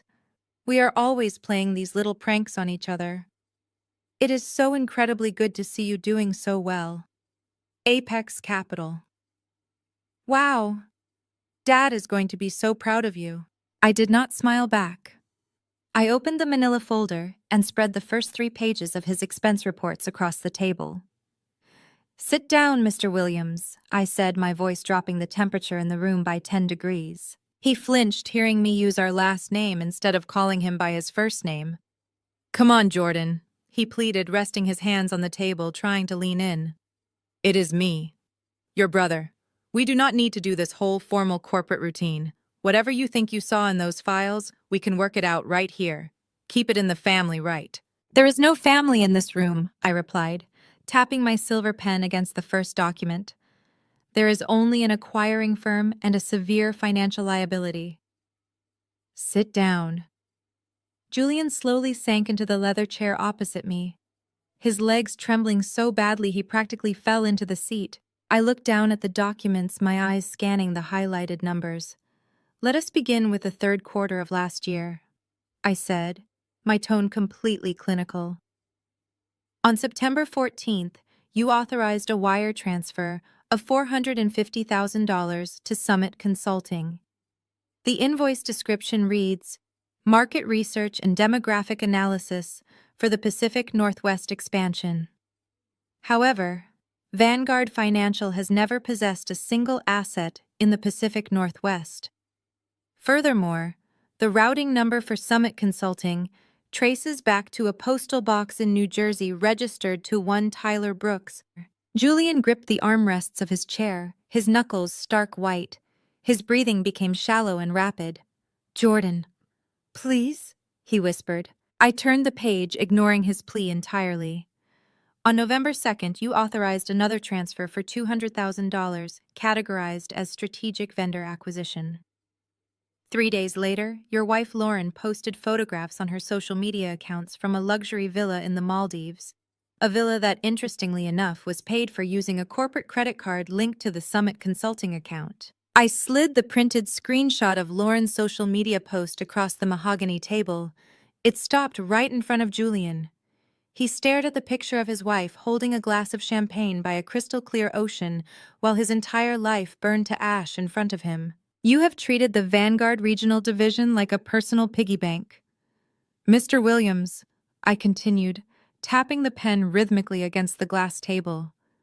You have embezzled nearly $2 million in under 3 years, and you did it so sloppily that my junior analysts found the discrepancies before they even finished their morning coffee. Julian tried to speak. He opened his mouth, but his throat was completely dry.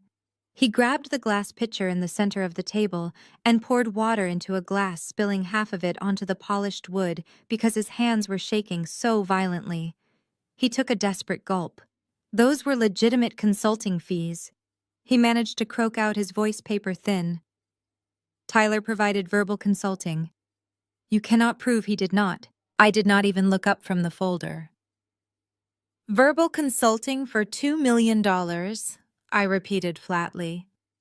That is fascinating. I am sure the federal prosecutors will find that defense highly compelling. The word prosecutors hung in the cold air of the boardroom like a death sentence. Julian's eyes darted toward the glass doors as if calculating whether he could run, but there was nowhere to go. His entire body was shaking now. The custom suit that had given him so much artificial power just minutes ago now hung on him like a shroud. Jordan, you cannot do this, he begged, his voice cracking. I am your brother. We share the same blood. Dad will have a heart attack if you involve the authorities. Mom will never forgive you. You know how much they rely on my income to maintain the house. If I go down, the whole family goes down. I finally looked up from the manila folder and met his terrified gaze. You should have thought about the family legacy before you decided to treat Vanguard like your personal ATM, Julian. You did not steal this money to put food on the table. You stole it to buy Rolex watches and fund Lauren's fake day spas. You stole it to pretend you were a king while treating me like dirt. I reached into the manila folder and pulled out a second stack of papers. "These are the internal emails you sent to Tyler Brooks," I said, tossing them onto the table. "You used your Vanguard email address to instruct him on how to falsify the invoices. You even told him to increase the fake billing amounts so you could afford the down payment on the Porsche you bought last spring. It is a paper trail so obvious a first-year accounting student could have caught it. You were not a criminal mastermind, Julian. You were just incredibly lazy and completely arrogant." I reached back into the folder and pulled out a single sheet of heavy stock paper adorned with the Apex capital letterhead. I slid it across the mahogany table until it rested right next to the photograph of his wife. "This is your official notice of termination," I said, my voice echoing with finality in the silent room. "Effective immediately. You are no longer the vice president of regional acquisitions. You are no longer an employee of Vanguard Financial. You are officially trespassing." Julian stared at the termination letter, but he did not make a move to touch it. His breathing was erratic.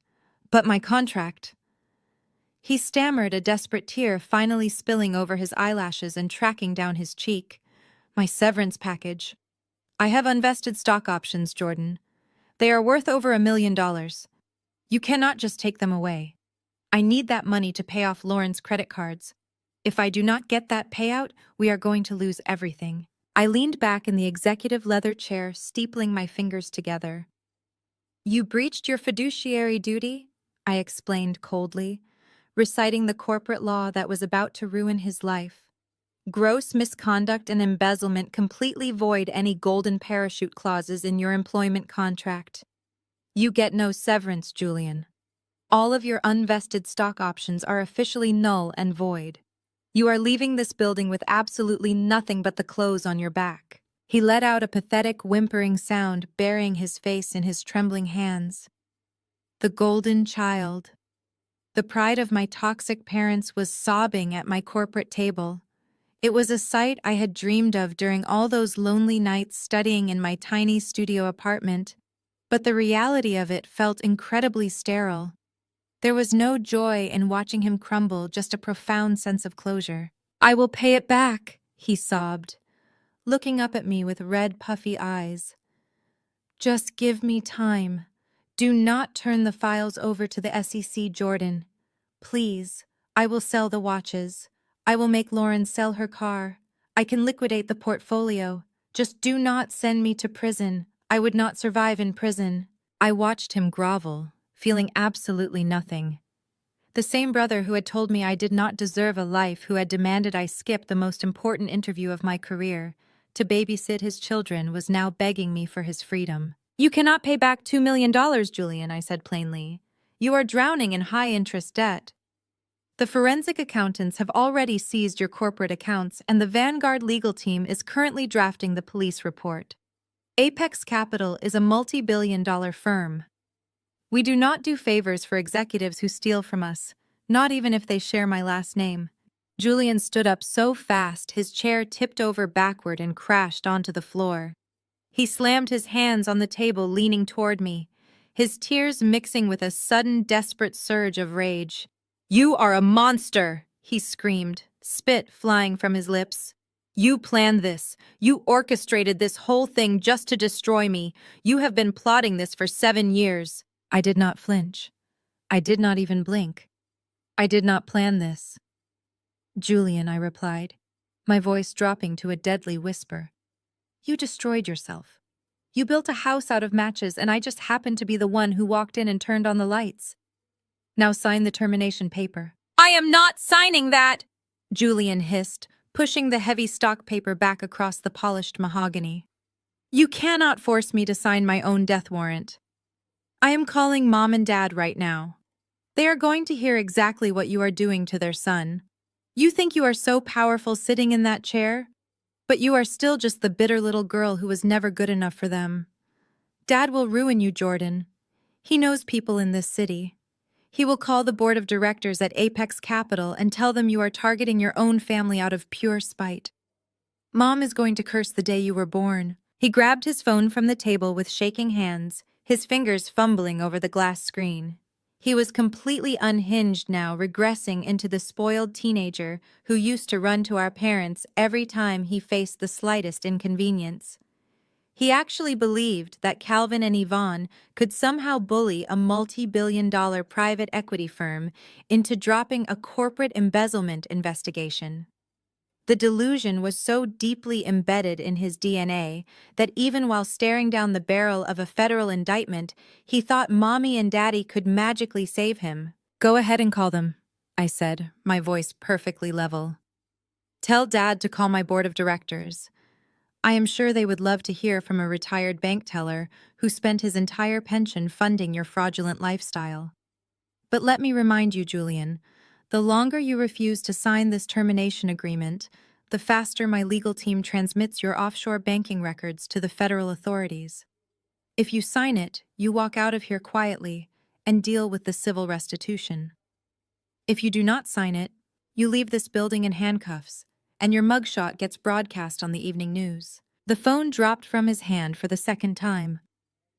The reality of the choice finally crashed through the dense layers of his arrogance. He was not a titan of Wall Street. He was a sloppy thief who had been caught red-handed. He collapsed forward, burying his face in his arms against the heavy wooden table. The sounds that came out of him were entirely pathetic. Deep, agonizing sobs echoed through the massive boardroom. "Jordan, please," he begged, his voice muffled and wet against his own sleeves.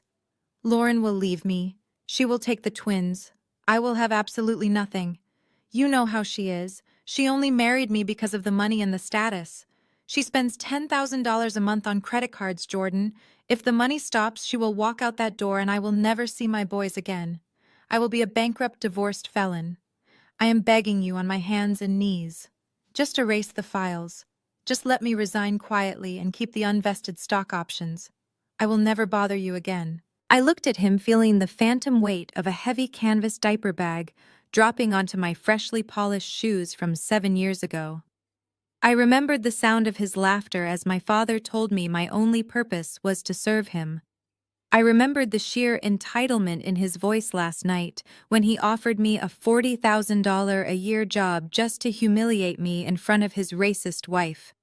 I did not feel a single ounce of pity. I reached out and pressed the silver button on the intercom console built into the table. "David," I said calmly, "please send security into the boardroom to escort Mr. Williams from the premises." "No," Julian screamed, shooting up from his leather chair. "No, Jordan." "Wait, please." Less than 10 seconds later, the heavy glass doors opened. 2 large men in dark security uniforms stepped into the room. They did not ask questions, and they did not hesitate. They moved with swift corporate efficiency, flanking Julian on both sides and grabbing him firmly by the arms. "Get your hands off me," Julian shouted, thrashing wildly against their grip. "Do you know who I am? I am the vice president of this division. Let go of me!" One of the guards effortlessly twisted Julian's arm behind his back, forcing him to march toward the doors. His expensive Italian leather shoes scuffed awkwardly against the marble floor. Through the glass walls of the boardroom, I could see the entire trading floor had gone completely silent. All the junior associates and managers, who had spent years kissing his feet, were now standing at their desks, openly staring, as their arrogant boss was manhandled like a common criminal. "You are a monster, Jordan!" he screamed, his voice cracking in sheer desperation as they dragged him out into the hallway. "Mom and Dad are going to destroy you. You are dead to this family. You hear me? You are dead." The heavy glass doors swung shut, cutting off his frantic screaming. The boardroom was instantly enveloped in a pristine, expensive silence. I sat alone at the head of the table, breathing in the quiet air of absolute victory. I picked up the unsigned termination letter and placed it neatly back into the manila folder. Suddenly, the silence was broken by a sharp, aggressive vibration against the mahogany wood. My personal cell phone was lighting up. The screen flashed with a relentless barrage of incoming messages. They were coming in rapid-fire succession, text after text from my mother and my father. Their words were entirely capitalized, filled with frantic rage and vile accusations. Julian had clearly managed to make a panicked phone call while being escorted down to the lobby. "You ungrateful snake." One message read, "How dare you do this to your brother? You better fix this right now or we are coming over there. You are not going to ruin his life." I stared at the glowing screen, watching the notifications stack up one after another. The toxic machinery of my family was shifting into overdrive, preparing to launch a full-scale assault to protect their ruined golden child. They thought they could intimidate me into reversing the destruction. They had no idea that the real destruction had not even started yet. I picked up my coffee and took a slow, measured sip. A storm was coming tonight, and I was completely ready for it. The sun had long set over Manhattan when the storm finally arrived. I was sitting in the living room of my Tribeca penthouse, pouring myself a glass of sparkling water. The floor-to-ceiling windows offered a panoramic view of the city lights, a quiet kingdom I had built entirely from scratch. Suddenly, the private elevator that opened directly into my foyer chimed. I had not authorized any guests, but I knew exactly who was coming. My father Calvin had always been exceptionally good at bullying service workers to get his way, and my doorman was a young college student who probably did not know how to handle a coordinated assault by 4 angry entitled people. The polished steel elevator doors slid open and the chaos immediately spilled out onto my Brazilian walnut floors. My mother Yvonne led the charge, her face twisted into a mask of pure, unadulterated rage. My father was right behind her, his fists clenched at his sides. Julian trailed behind them, looking completely hollowed out like a ghost haunting his own life. And finally there was Lauren, who was already in the middle of a theatrical sobbing routine, clutching her designer handbag like a physical shield against the reality of her situation. "How dare you!" my mother shrieked, her voice piercing the quiet elegance of my home. She marched past the entryway console, completely ignoring the sheer scale and luxury of the penthouse she was standing in. "You malicious, spiteful little snake. You think you can just destroy your brother's life and hide up here in this glass box." My father stepped forward, his chest puffed out, attempting to physically intimidate me, just like he did when I was a teenager. "You are going to call your bosses right now." "Jordan," Calvin bellowed, his deep voice echoing off the high ceilings. "You are going to tell them you made a mistake. You are going to give him his job back, and you are going to restore his stock options, or I swear to God I will drag you out of this apartment myself." I did not stand up from the white leather sofa. I took a sip of my water and placed the glass gently on the marble coffee table. "You bullied my concierge dad?" I asked softly, keeping my posture perfectly relaxed. "That is a federal offense in this building. I could have you arrested for trespassing before you even finish your next sentence." The threat hung in the air, momentarily stalling my father's advance. But Lauren saw an opening and immediately threw herself into the spotlight. She pushed past Julian, her face a mess of smeared mascara and blotchy red skin. She practically collapsed at the edge of my expensive rug, playing the ultimate victim card. "You are a monster!" Charmaine Lauren sobbed deliberately, using the middle name she knew I hated. "How could you do this to us? To your own nephews? Julian is ruined. We have absolutely nothing. The twins are going to starve because you could not stand to see us happy. You are stealing the food right out of my baby's mouths, just to satisfy your own sick jealousy." I looked down at Lauren, feeling absolutely no sympathy for the woman who had dropped a heavy diaper bag on my shoes 7 years ago and told me I was only fit to be a servant. "You spend $10,000 a month on credit cards." "Lauren," I replied, my voice as cold as ice. "Sell one of your Chanel bags and the twins will eat for a year. Do not dare weaponize those children against me when you and your husband are the ones who gambled their entire future away on fake consulting firms and luxury vacations." Julian finally spoke, his voice trembling with a mixture of exhaustion and lingering entitlement. "Dad was going to call your board, Jordan," he stammered, taking a step toward me. "He really was.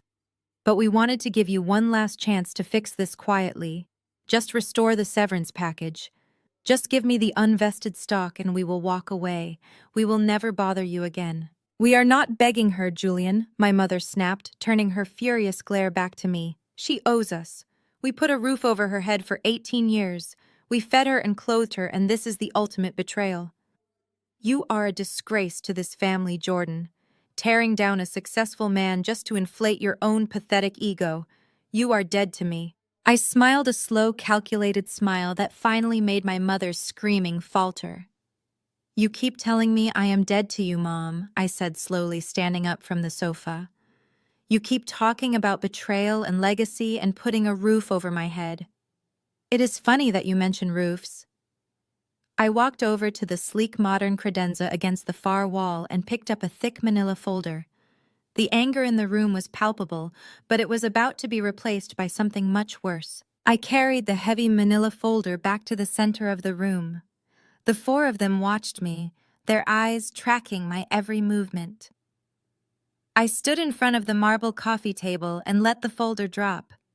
It hit the stone surface with a loud, definitive slap that made Lauren physically flinch. I looked directly at my father.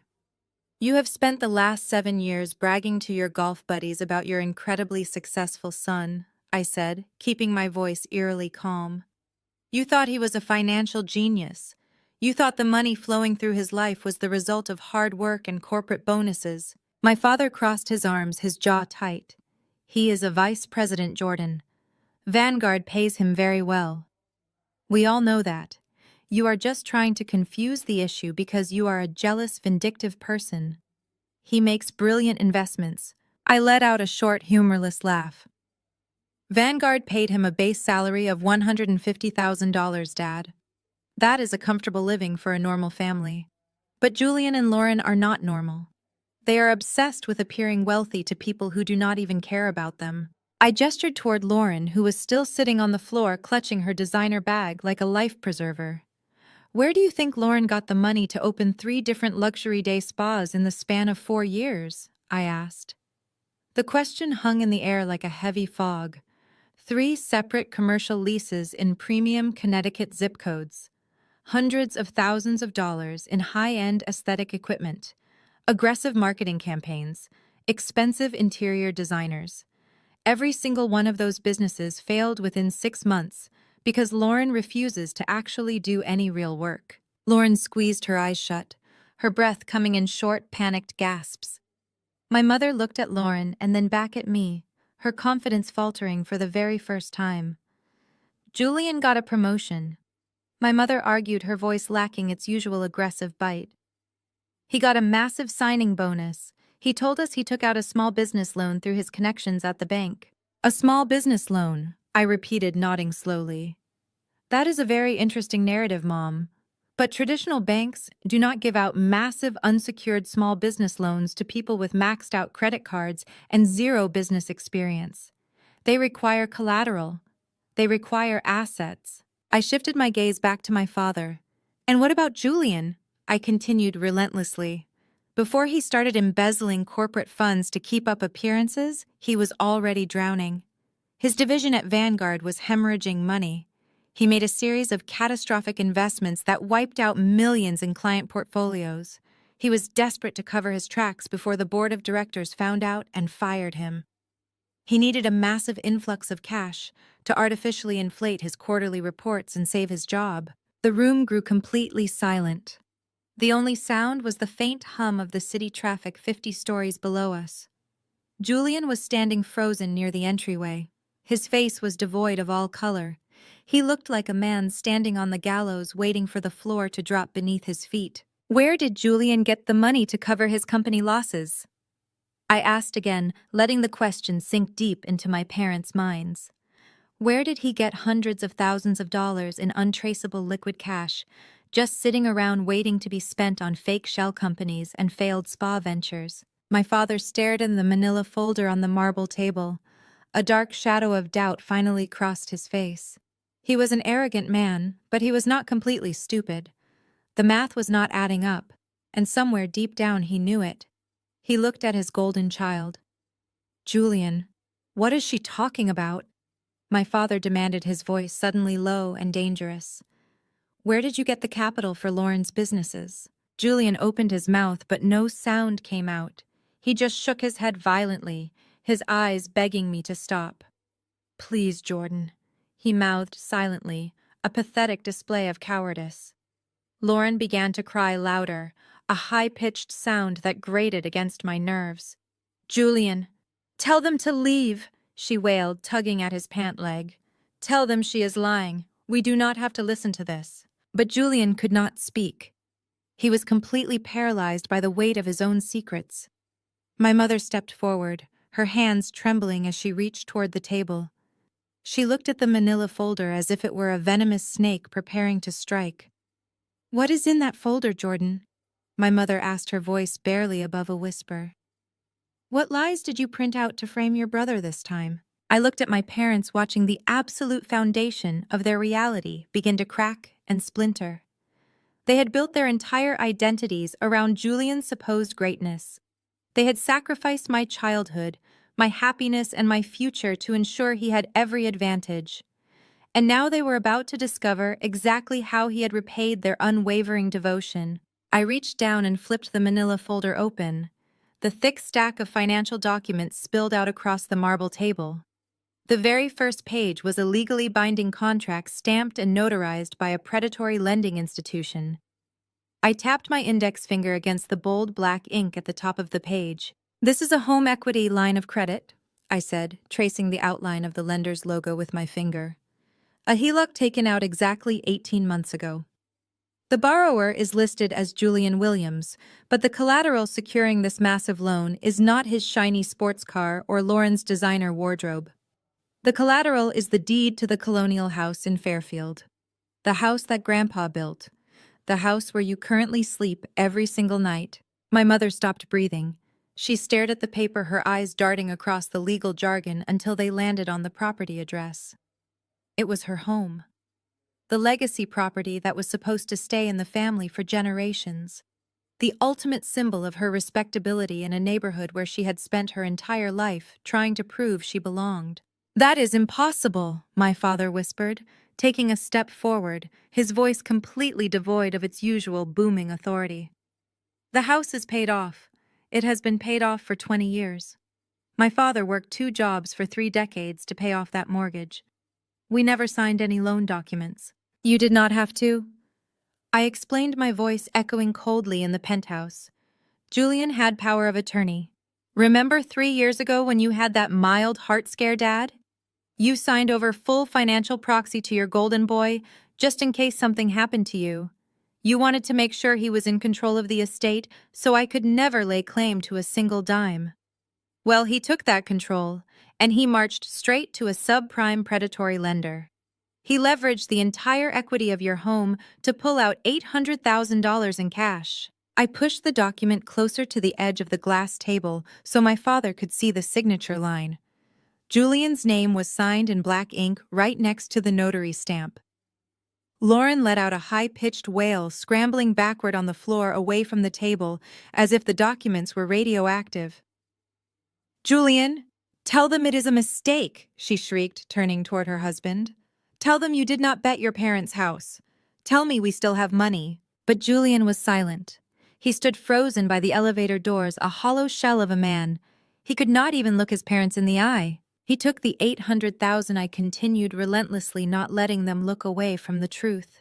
He dumped half of it into his failing accounts at Vanguard to temporarily hide his massive incompetence from the board of directors.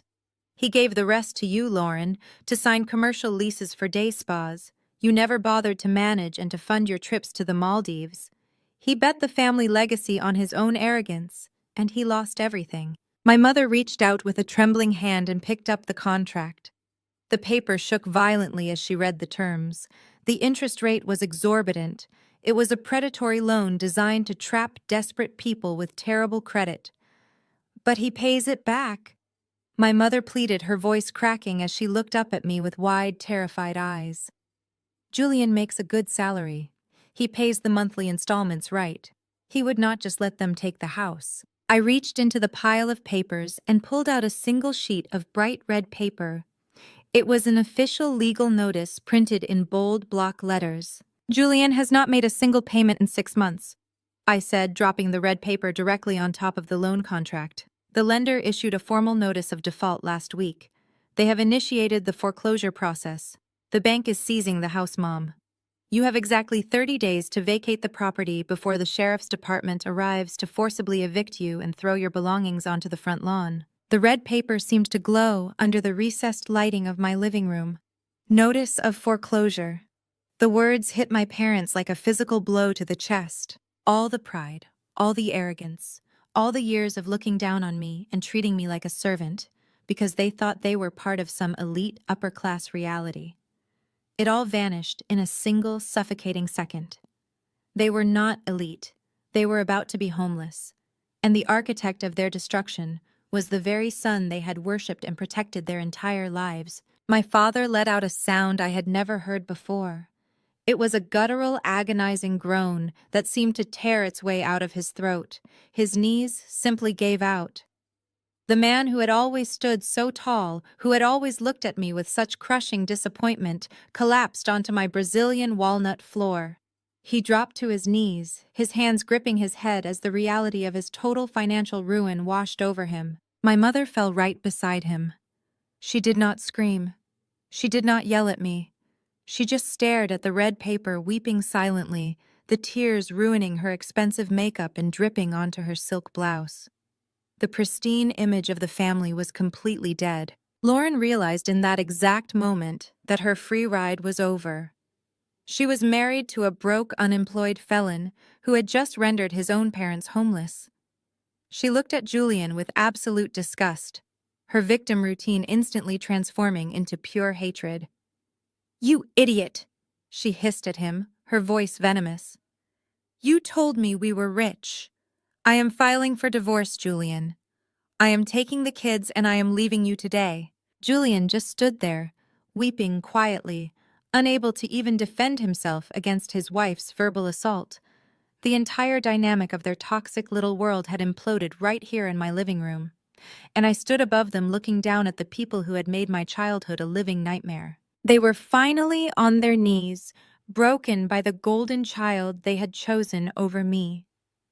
I let the silence stretch for a long time, letting them feel the full, crushing weight of their new reality. My father was still staring at the floor, his shoulders shaking. My mother was sobbing into her hands. Julian looked completely hollowed out, standing by the door while Lauren glared at him with absolute venom. I reached into the manila folder one last time and pulled out a single sheet of heavy legal paper. I let it flutter down onto the marble table right next to the red foreclosure notice. "There is one more thing," I said, my voice cutting through the sounds of my mother's quiet weeping. "I told you that the bank issued a foreclosure notice last week. What I did not tell you is what happened yesterday morning. I had the legal team at Apex Capital trace the predatory lender that Julian used. They are a small, disorganized firm out of Chicago. It took less than an hour to negotiate a buyout of the entire debt portfolio." My father slowly lifted his head, his red-rimmed eyes trying to comprehend my words. "A buyout," he croaked, his voice raw and broken. "What does that mean, Jordan?" "It means I bought the debt, Dad," I replied, looking down at him. "I paid off the subprime lender in full. I hold the deed to the colonial house in Fairfield now. I am your landlord and you are my tenants."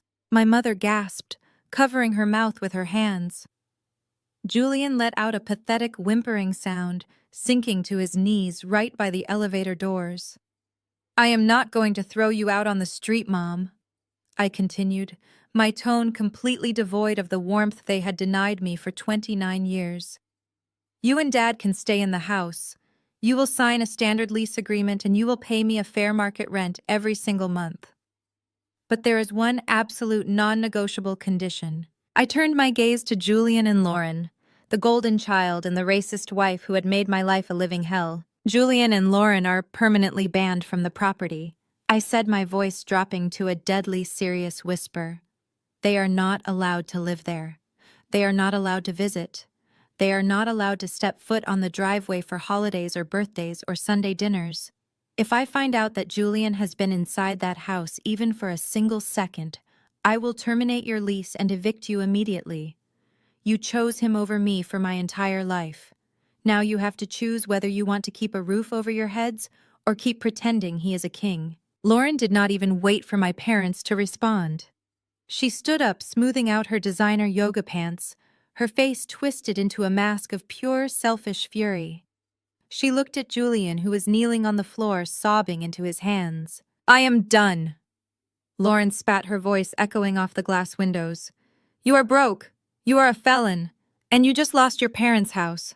I am calling my lawyer the second I get into an Uber. Do not even try to come back to our apartment, Julian. My name is on the lease and the locks will be changed by morning." She turned on her heel, marched over to the private elevator, and slammed her hand against the call button. The doors slid open and she stepped inside, not looking back at her husband once. The doors closed, leaving Julian completely alone in his own personal hell. My father looked at Julian and then looked up at me. For the first time in his life, he did not argue. He did not shout. He just slowly nodded his head in total submission. My mother squeezed her eyes shut and wept. I pointed toward the elevator. "Get out of my home," I commanded softly. "All of you. The lease agreement will be delivered by courier tomorrow morning." They gathered themselves off the floor, moving like ghosts. Julian could barely stand, leaning heavily against the wall as he shuffled into the elevator. My parents followed him, their heads bowed, their legacy completely shattered. The steel doors slid shut, and the penthouse was finally quiet again. I walked over to the floor-to-ceiling windows and looked out at the glowing Manhattan skyline. For so long I had carried the weight of their rejection, believing that because I was not the golden child, I was somehow defective. But as I watched the city lights flicker, I realized something profound. People always say that blood is thicker than water, that family is everything. But sometimes family is the poison slowly killing you from the inside. Sometimes the only way to survive is to cut out the toxic blood and let the wound heal on its own. I had walked out of their house 7 years ago with nothing but a cheap suit and my own ambition. Tonight, I owned their house and I owned my freedom. I never needed their approval to build an empire. I only needed to believe in myself. Have you ever had to walk away from toxic family members who constantly underestimated you and tried to tear you down? How did you find the strength to cut them off and build your own success? I would love to hear your incredible stories of resilience in the comments below. If my journey resonated with you today, please hit the like button and subscribe to the channel for more stories about surviving toxic families and taking back your power. And remember, if someone treats you like you do not matter, it is not a reflection of your worth. It is a reflection of their blindness. Keep building your empire and let your success be the only revenge you ever need. Thank you so much for watching, and I will see you in the next video.